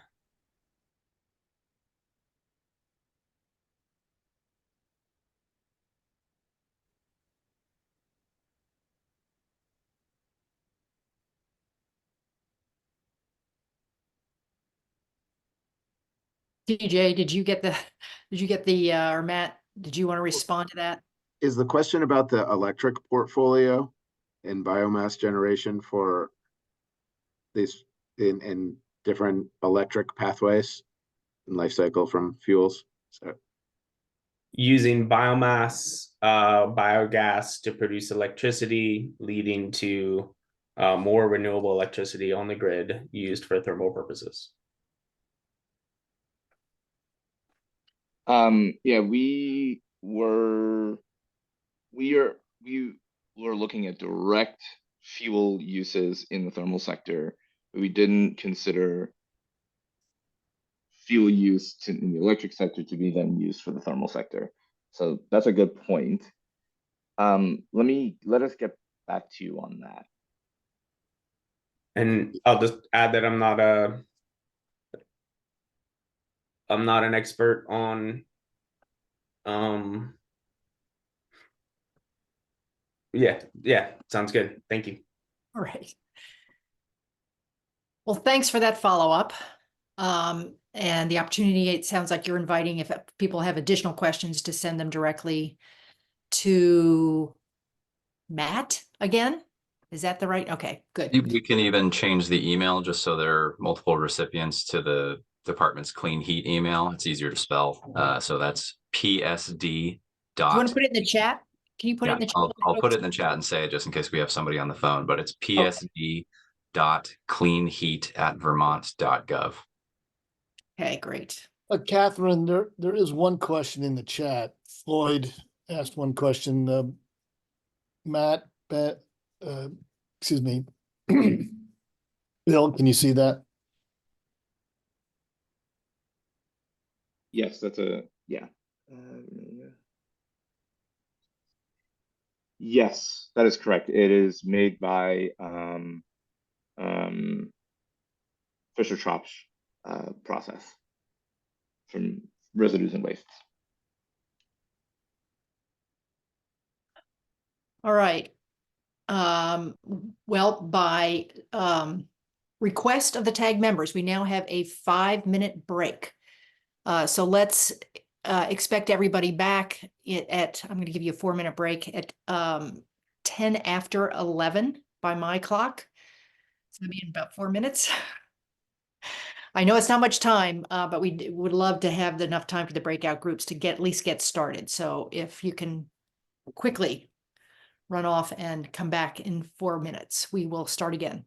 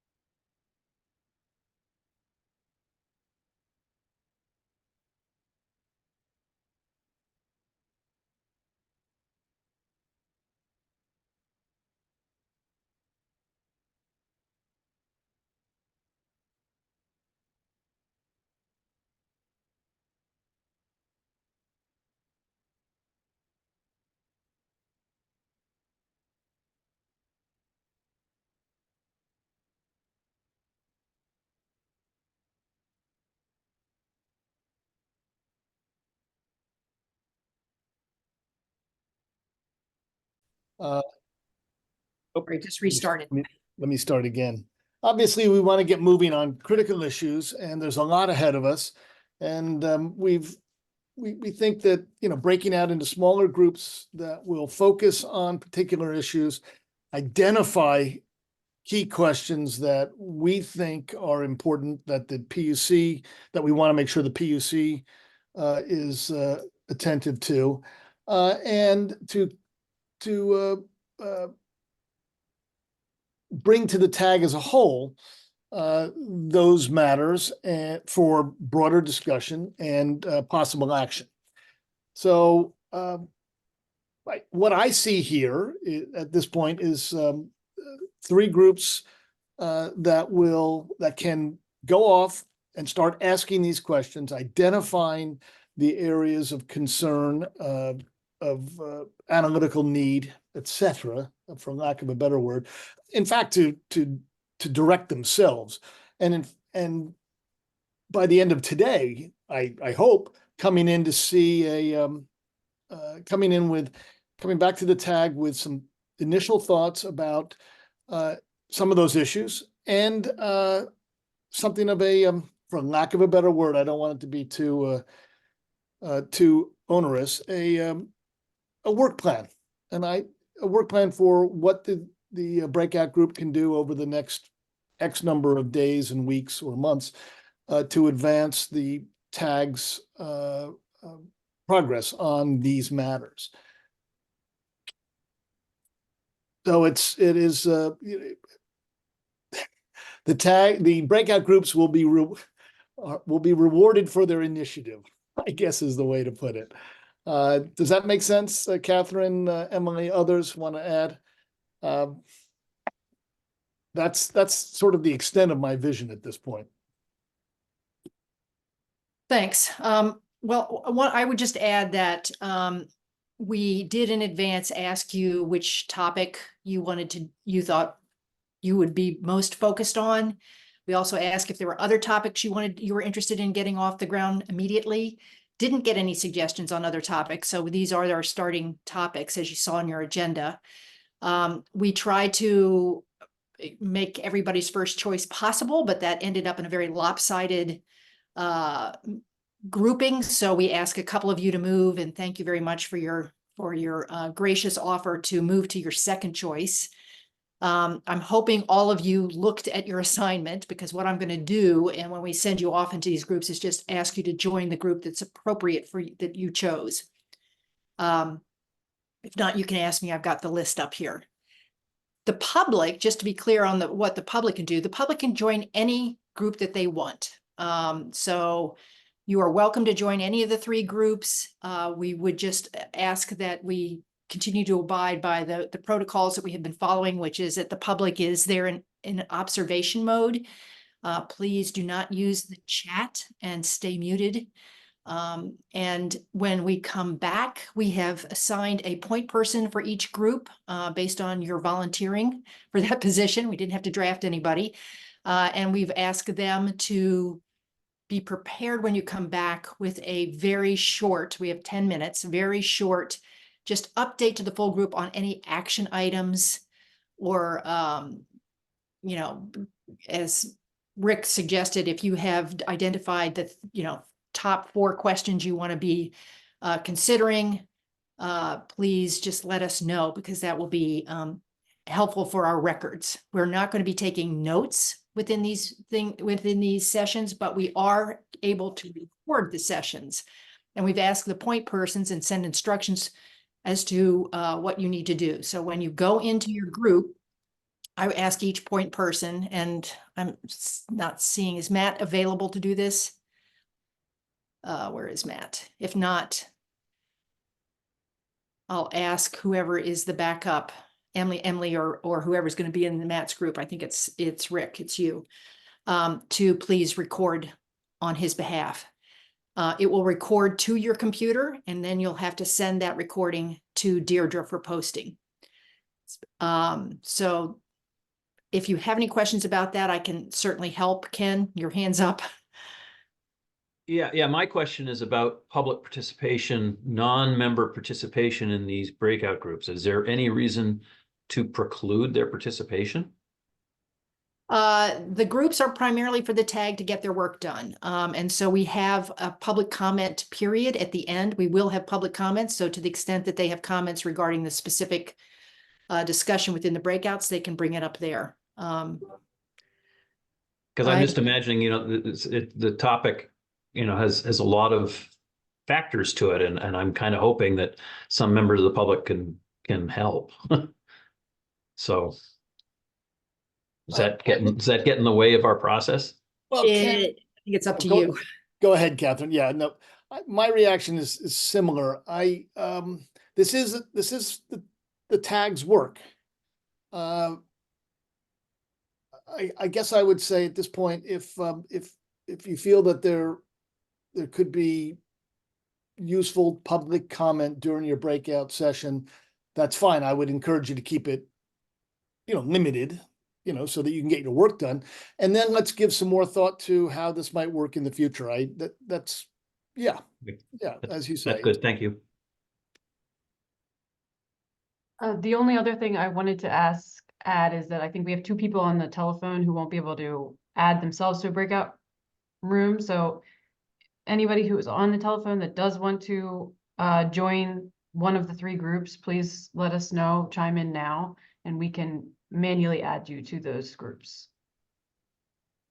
Yeah, so 802 number, if you would unmute and let us know where you would like to go.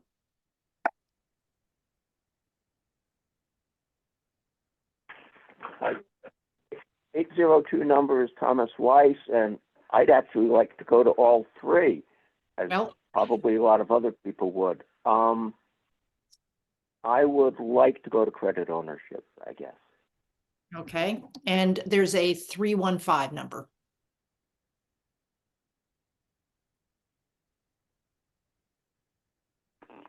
This is Ray Albrecht, Biofuels. All right, Ray, we'll get you there. Thanks. Okay, any other instructions? So the items that were sent to you in advance about this particular session was that we were hoping you could identify what questions that your group needs to address on behalf of the tag, and what information you think you might need for that. And then what are the immediate next steps for your group? How are you going to actually do that work? We don't expect you to do the work in this meeting. We don't expect you to get into in depth into these topics, but if you could identify what topics you do want to pursue, and whether you're going to assign certain topics to individuals, whether you're going to delegate or have meetings in between, whatever you decide is your process, is what we would like you to report back on. And I see Matt, you just joined. Matt, I had previously made you a co-host, but I may need to do that again. Are you in a position where you can record on a computer, or would you like somebody else to do that on your behalf? I can, but well, Rick, you're in Montpelier too. We just had power go out, go on, back on, go back out. So I've been jumping in and out of the conversations. I'll try to do it, Matt. Matt, I'm in Waterbury. I can try as well. Okay. So yeah, if both of you could do it, maybe that would be a good backup, and we'll see if that works. Okay. All right. So what's going to happen now is that I am going to send you into your breakout rooms. We are only going to have, it looks like at this point, because we have to have a report back and we have to have public comment. So we're going to stick with the time frame and ask you to come back at 12:05, which is about still good amount of time. You're going to have 30-40 minutes. So I'm launching the rooms. You have to self-assign, except for the phone number, folks, and I'll assign you. And then you're off and running on your own. Don't forget to hit record at the beginning of your session. People. And how do we self-assign again? It's going to come up. Opening the rooms, and you choose. Okay.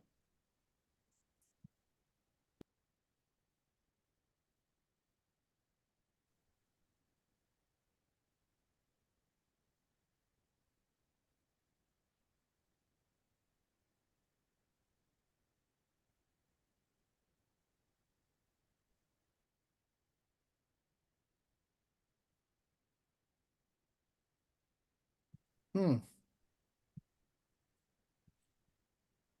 We're still waiting for you to assign, Catherine. Is that right? I'm not seeing anything on my end. I'm No, not I'm not seeing it. assigning you. You should have seen the rooms come up. Yeah, that's No. what I haven't seen anything. I'm Right. not seeing anything. Neither have I. What am I looking for? It would be, Probably a pop-up with some it choices. would be a pop-up.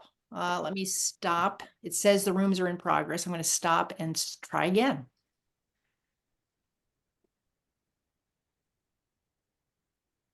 Huh. It says they're in progress. I'm going to close all rooms and open again. Okay. I would note that a number of us were brought into the meeting as guests. I don't know if that makes a difference. It shouldn't. So if you go to on my computer, if you go to, you see apps, whiteboard, notes, and then more. Under more, it shows breakout rooms. And it should, once you do that, you should see biofuels, credit ownership, pacing. I don't have a Have more that. option. I have a more, but I don't see that in there. Yeah, I see. have the more too, but But I don't know how to join it. I just see the breakout room in progress. All right. Yeah, I'm well, it's trying 20 to close the breakout rooms and start us over again. We actually tested this earlier this morning and And it worked fine. Well, Ken's in and Michelle's in. Like Murphy's Laws. Deirdre's in. Deirdre's in. Open all rooms. I'm not seeing it. I'm Did not we- seeing it either. My more doesn't We- even have that option, like it just has record or caption. See if or you raise see it now. hand. here. Did it Yeah. come up now? No. I started all rooms. Oh, I see. Well, here's what you have to do. Oh my goodness. If you go into break, if you have more in your dock below on the lower half, you should have something that says more that should say like chat, show chat previews, pause recording, breakout rooms. And then when you go to breakout rooms, you have to choose self-assign to rooms. Yeah. I except- don't have. the Interesting. I don't breakout have, room. I I can don't have also assign breakout you. rooms at all. I can also assign you. Yeah, I which don't one? have breakout rooms at all. I don't have breakout rooms at all. All right, Yeah. this is going to take a moment, but I will assign you all because I've got the list of assignments here. Thank you. All I right. only see Matt. 3 options under more. That's it. All right. I will assign you to the best I can, and then I'll have to ask our public folks where they want to go. Okay, Emily is going to get this. If I could, Emily Roscoe, if I could go to biofuels, that would be great. Okay. Thank you, Catherine. Same here. Floyd. Wait a minute, folks. There you go. Floyd is in fuels. TJ is in pacing. Rick is in ownership. Yeah, and just check the chat. when Patrick, you're done. you're in biofuels. Thank you, Catherine. Haley, where are you? Haley's in credit ownership or pacing. I can't could remember. I- I'll put you in pacing for now. Thank you. That'd be great. Go ahead. Thank you. Pacing would be great. Pacing. Casey, you didn't have an assignment. Casey, where would you like to go? Okay, come back to Biofuels. Casey. Biofuels.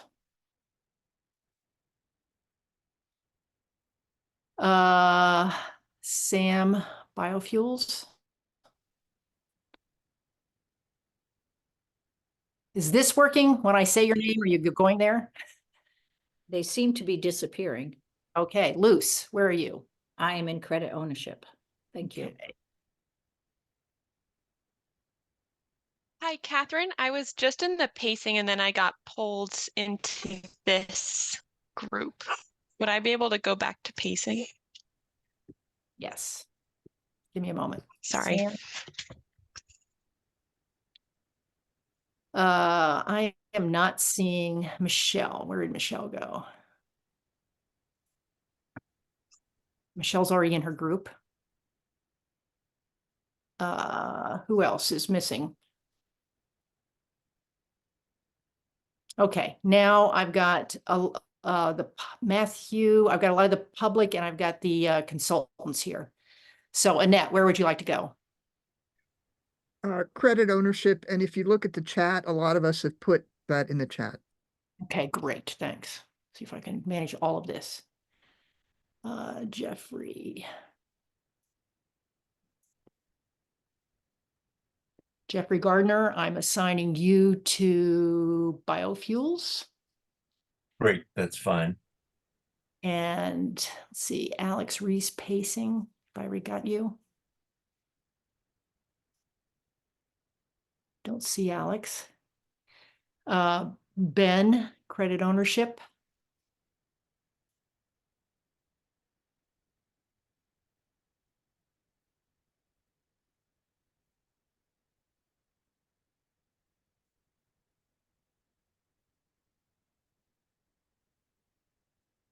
Nick, you want to go to biofuels?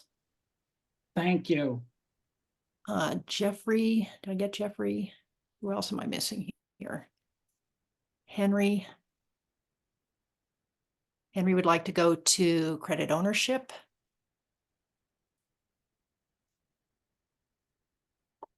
Dominique, ownership. Okay. Dylan, did I get you? No. Dylan, you want to go to biofuels?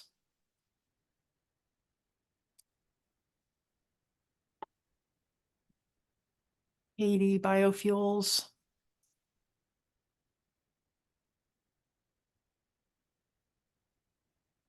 Casey, I already sent. Laura, did I get Laura? To biofuels. Thank you. Anita to biofuels. And Thea, sorry. Matthew. Biofuels is going to be big. Who else have I not got? Jim Porter. Do I see Justin? Justin is credit ownership. I've got Tracy Myers. Hi, can you send me to credit ownership? Yes. Thank you. Catherine, it looks like Haley Rowe is still on, and I'm going to ownership. This is Dave Westman. Haley, your name is not here as unassigned. Let me see if I can do this in put in waiting room, allowed to record. I'm not sure why you're back here. I can't find your name. Your name is, let's see, Haley. Where are you? It says you're there. Let me move you. It says you were there. I was, and then I got pulled and like booted out to this one. Says you're still there. Let me finish the rest of the folks here. Greg, do you have a choice? Greg Morse? Yes, credit ownership, please. Okay, thank you. Victoria Underhill? Do you have a choice for a room? About Sorry, I room? was muted there. Can I go to credit ownership, please, Catherine? It's Victoria Underhill. Gotcha. Riley A. Yeah, I'd like to go to credit ownership, please. Okay.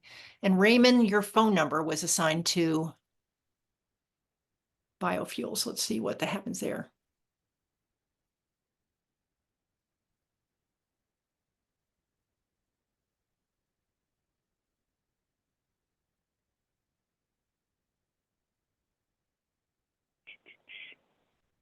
Hi, Catherine. I just got an invitation for biofuels instead of pacing. I was wondering if you could change that by chance. Thank you. Let me give that a try. Okay, Alex. Was that Alex? Who was yes, that? ma'am. Yeah, Alex Reese. Yeah.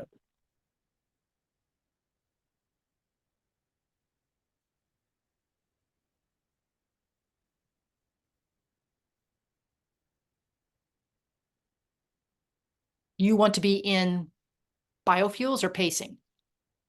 Pacing, please. Just got that. Thank you.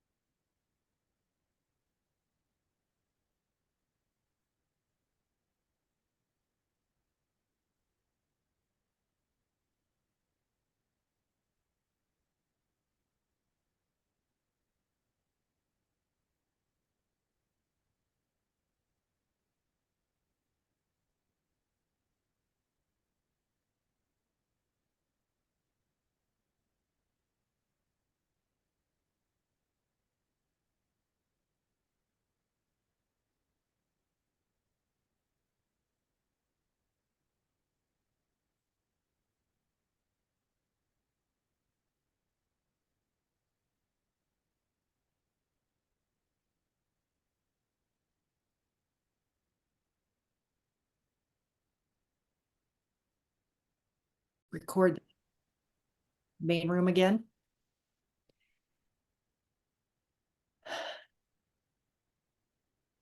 So sorry for the the technical difficulties. We'll try to figure out what happened there and make this smoother in the future.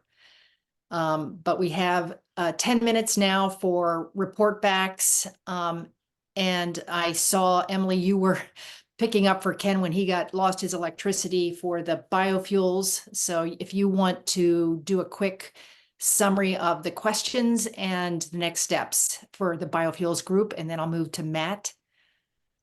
Yep, And then real quick. Real quick, some questions we're looking at is the wood waste accounting problem. How does life cycle accounting used in the clean heat standard overlap with state inventory? Carbon accounting for wood-based energy resources, thinking about providing background information. How are details of carbon debt and cutting down trees accounted for? And then thinking about the Minnesota GREET thermal program that we were talking about before. Is there time and budget for a Vermont GREET model and modifying that Minnesota modified GREET model? And then how the additionality or causality of all of these fuels is being handled, and then carbon neutrality of CO2 as a question and boundaries for carbon accounting and looking at existing models and collecting information. And next steps, I think we're thinking about what to address in the next meeting. And we'll be collecting materials, I think, between us to create an agenda. And Ken, I know you were there for most of it. What would you like to add?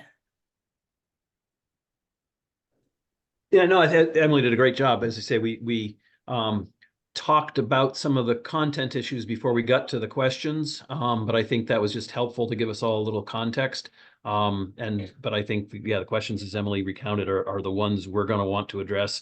And as I say, I'm intending to circulate some materials, and other folks have some materials that we can kind of review, because a lot of the issues that we talked about, as you might understand, have been addressed or at least discussed by many, many, many different entities around the country. So having their material will help us move forward. Perfect. Thank you. Matt, how about you? How'd your group go? Great. We had the opportunity to react to the straw proposal presented by the department to the Equity Advisory Group. And it sort of highlighted, emphasizes areas of agreement or emphasis or disagreement that we wanted to further articulate. The big questions that have to be asked and answered are, who owns the credit and how does that change depending on whether it's an energy product, service, or fuel, energy equipment, product, or service? How is that credit minted? Where is it created? How is it transferred? And more importantly, how is it retired?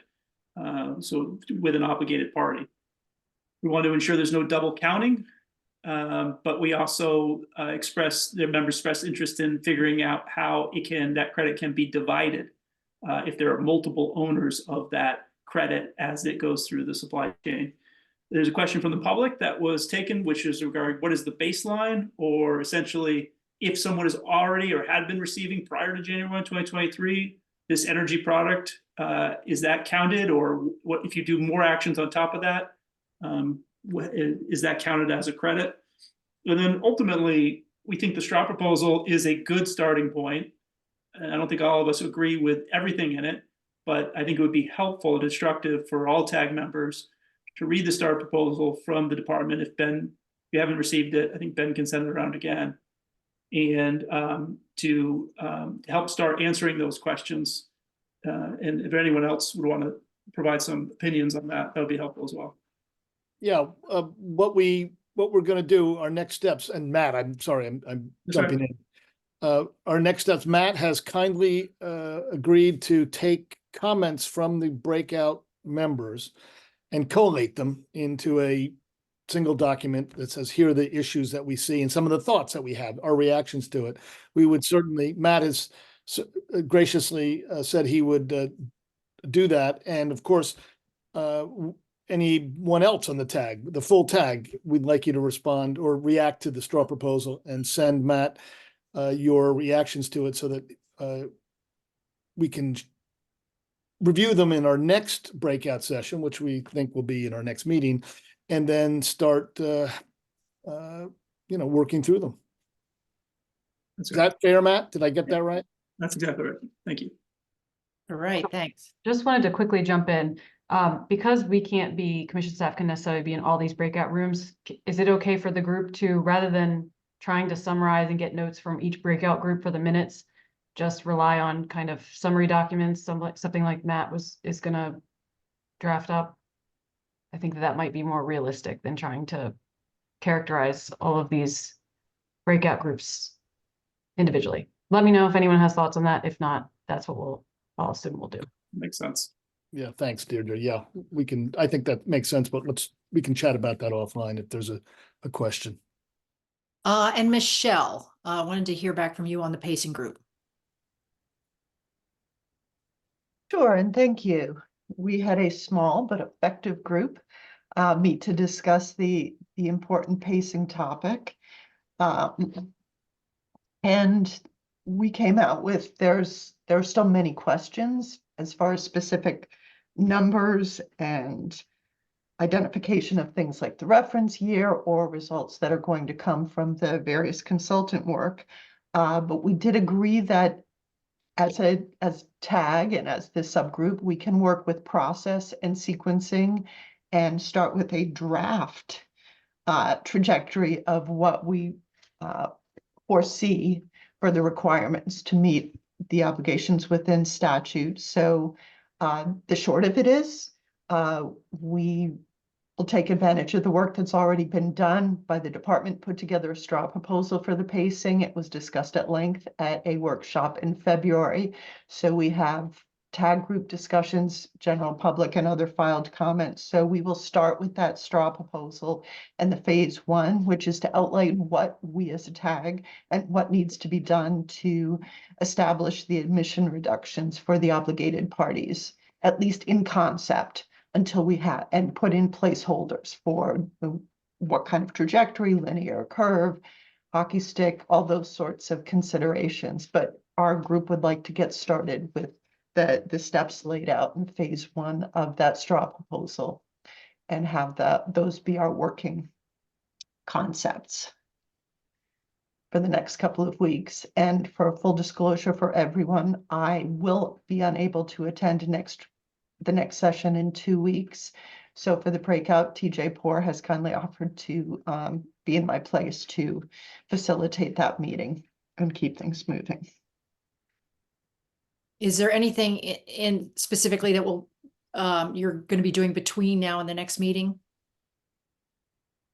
I'll be summarizing what we talked about for the group and have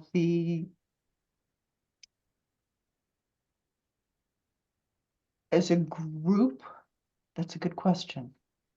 Other than the summary of where we are and what we would like to do, the main work will start out with the next session. Okay, it's fine.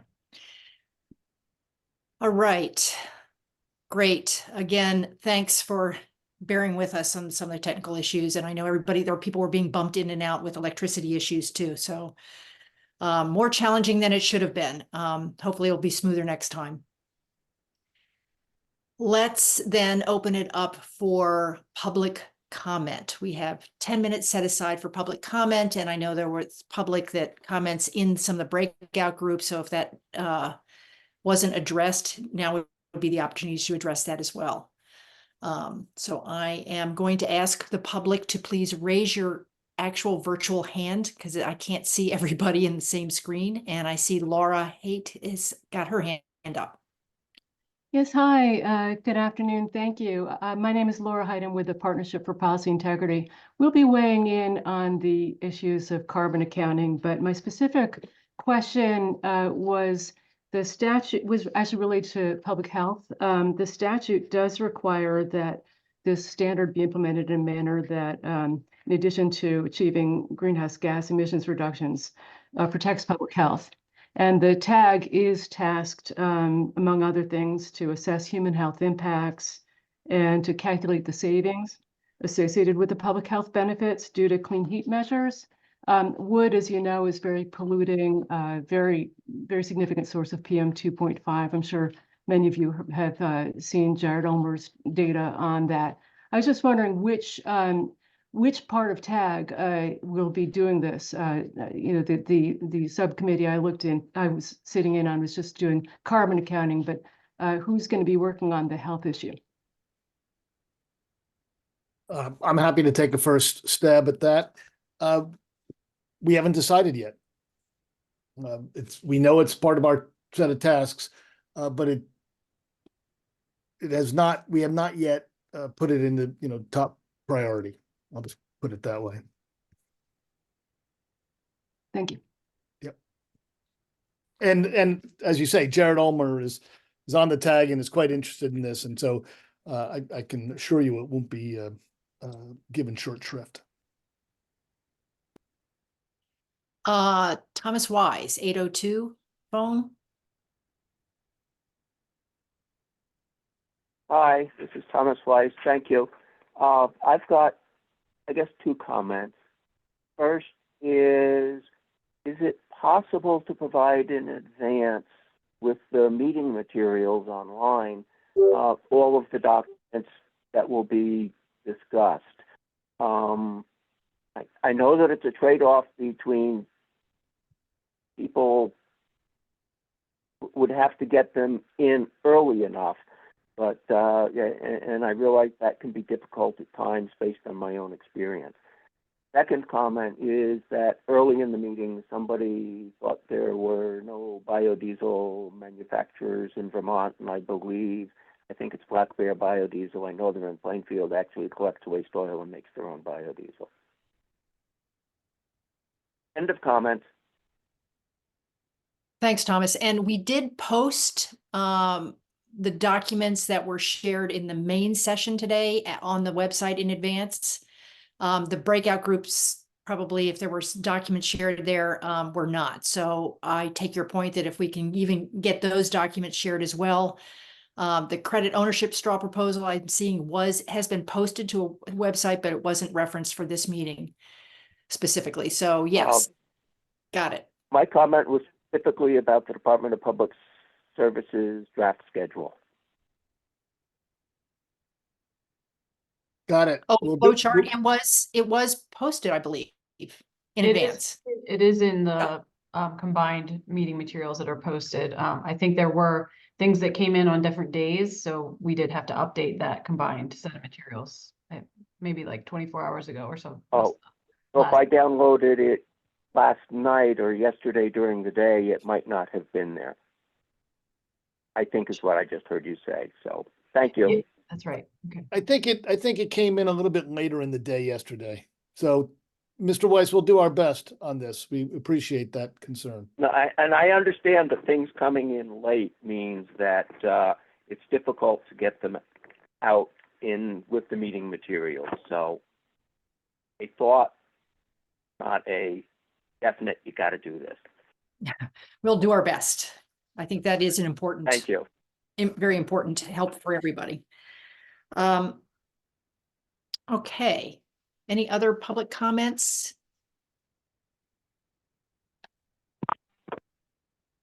Right, then I'm going to turn it back to you, Rick, for just our other matters, which typically is just our agenda topics for our next meeting. Sure. Thank you, Catherine. And thank you, everyone. Members of the TAG, members of the related relevant organizations. That's not the right word. All the organizations and members of the public. This was, I think, well, I'll tell you, I was wondering how it would go today, and I feel like it's gone really well, and I really appreciate that. And I just want to thank you all for that.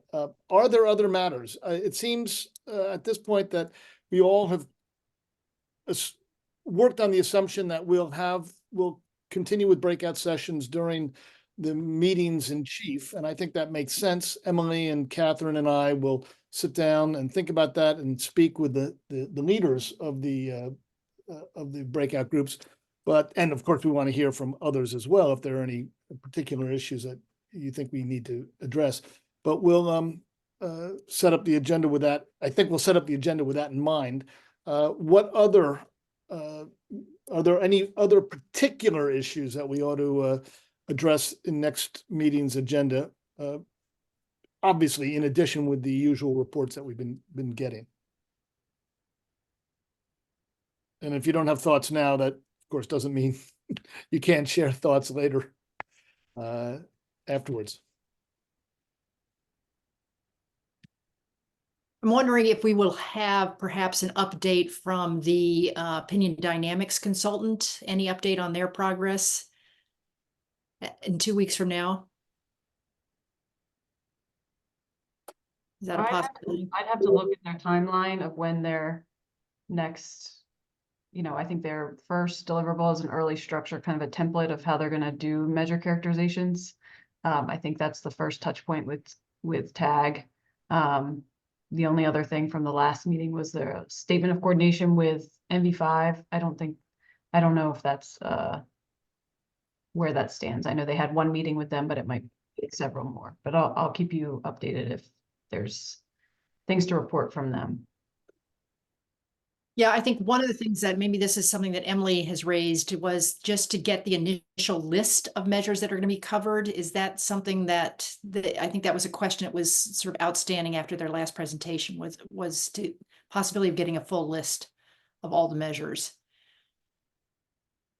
I think that's on their to-do list. I don't think that's going to be, yeah, I'll keep you posted if it's by next TAG meeting, but that's not something we have yet. Okay, thanks. Anybody else have anything you would like to see us consider for the next agenda?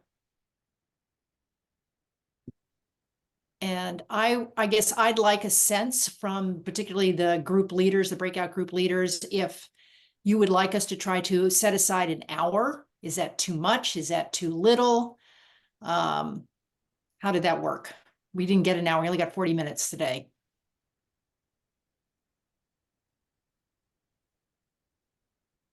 Yeah.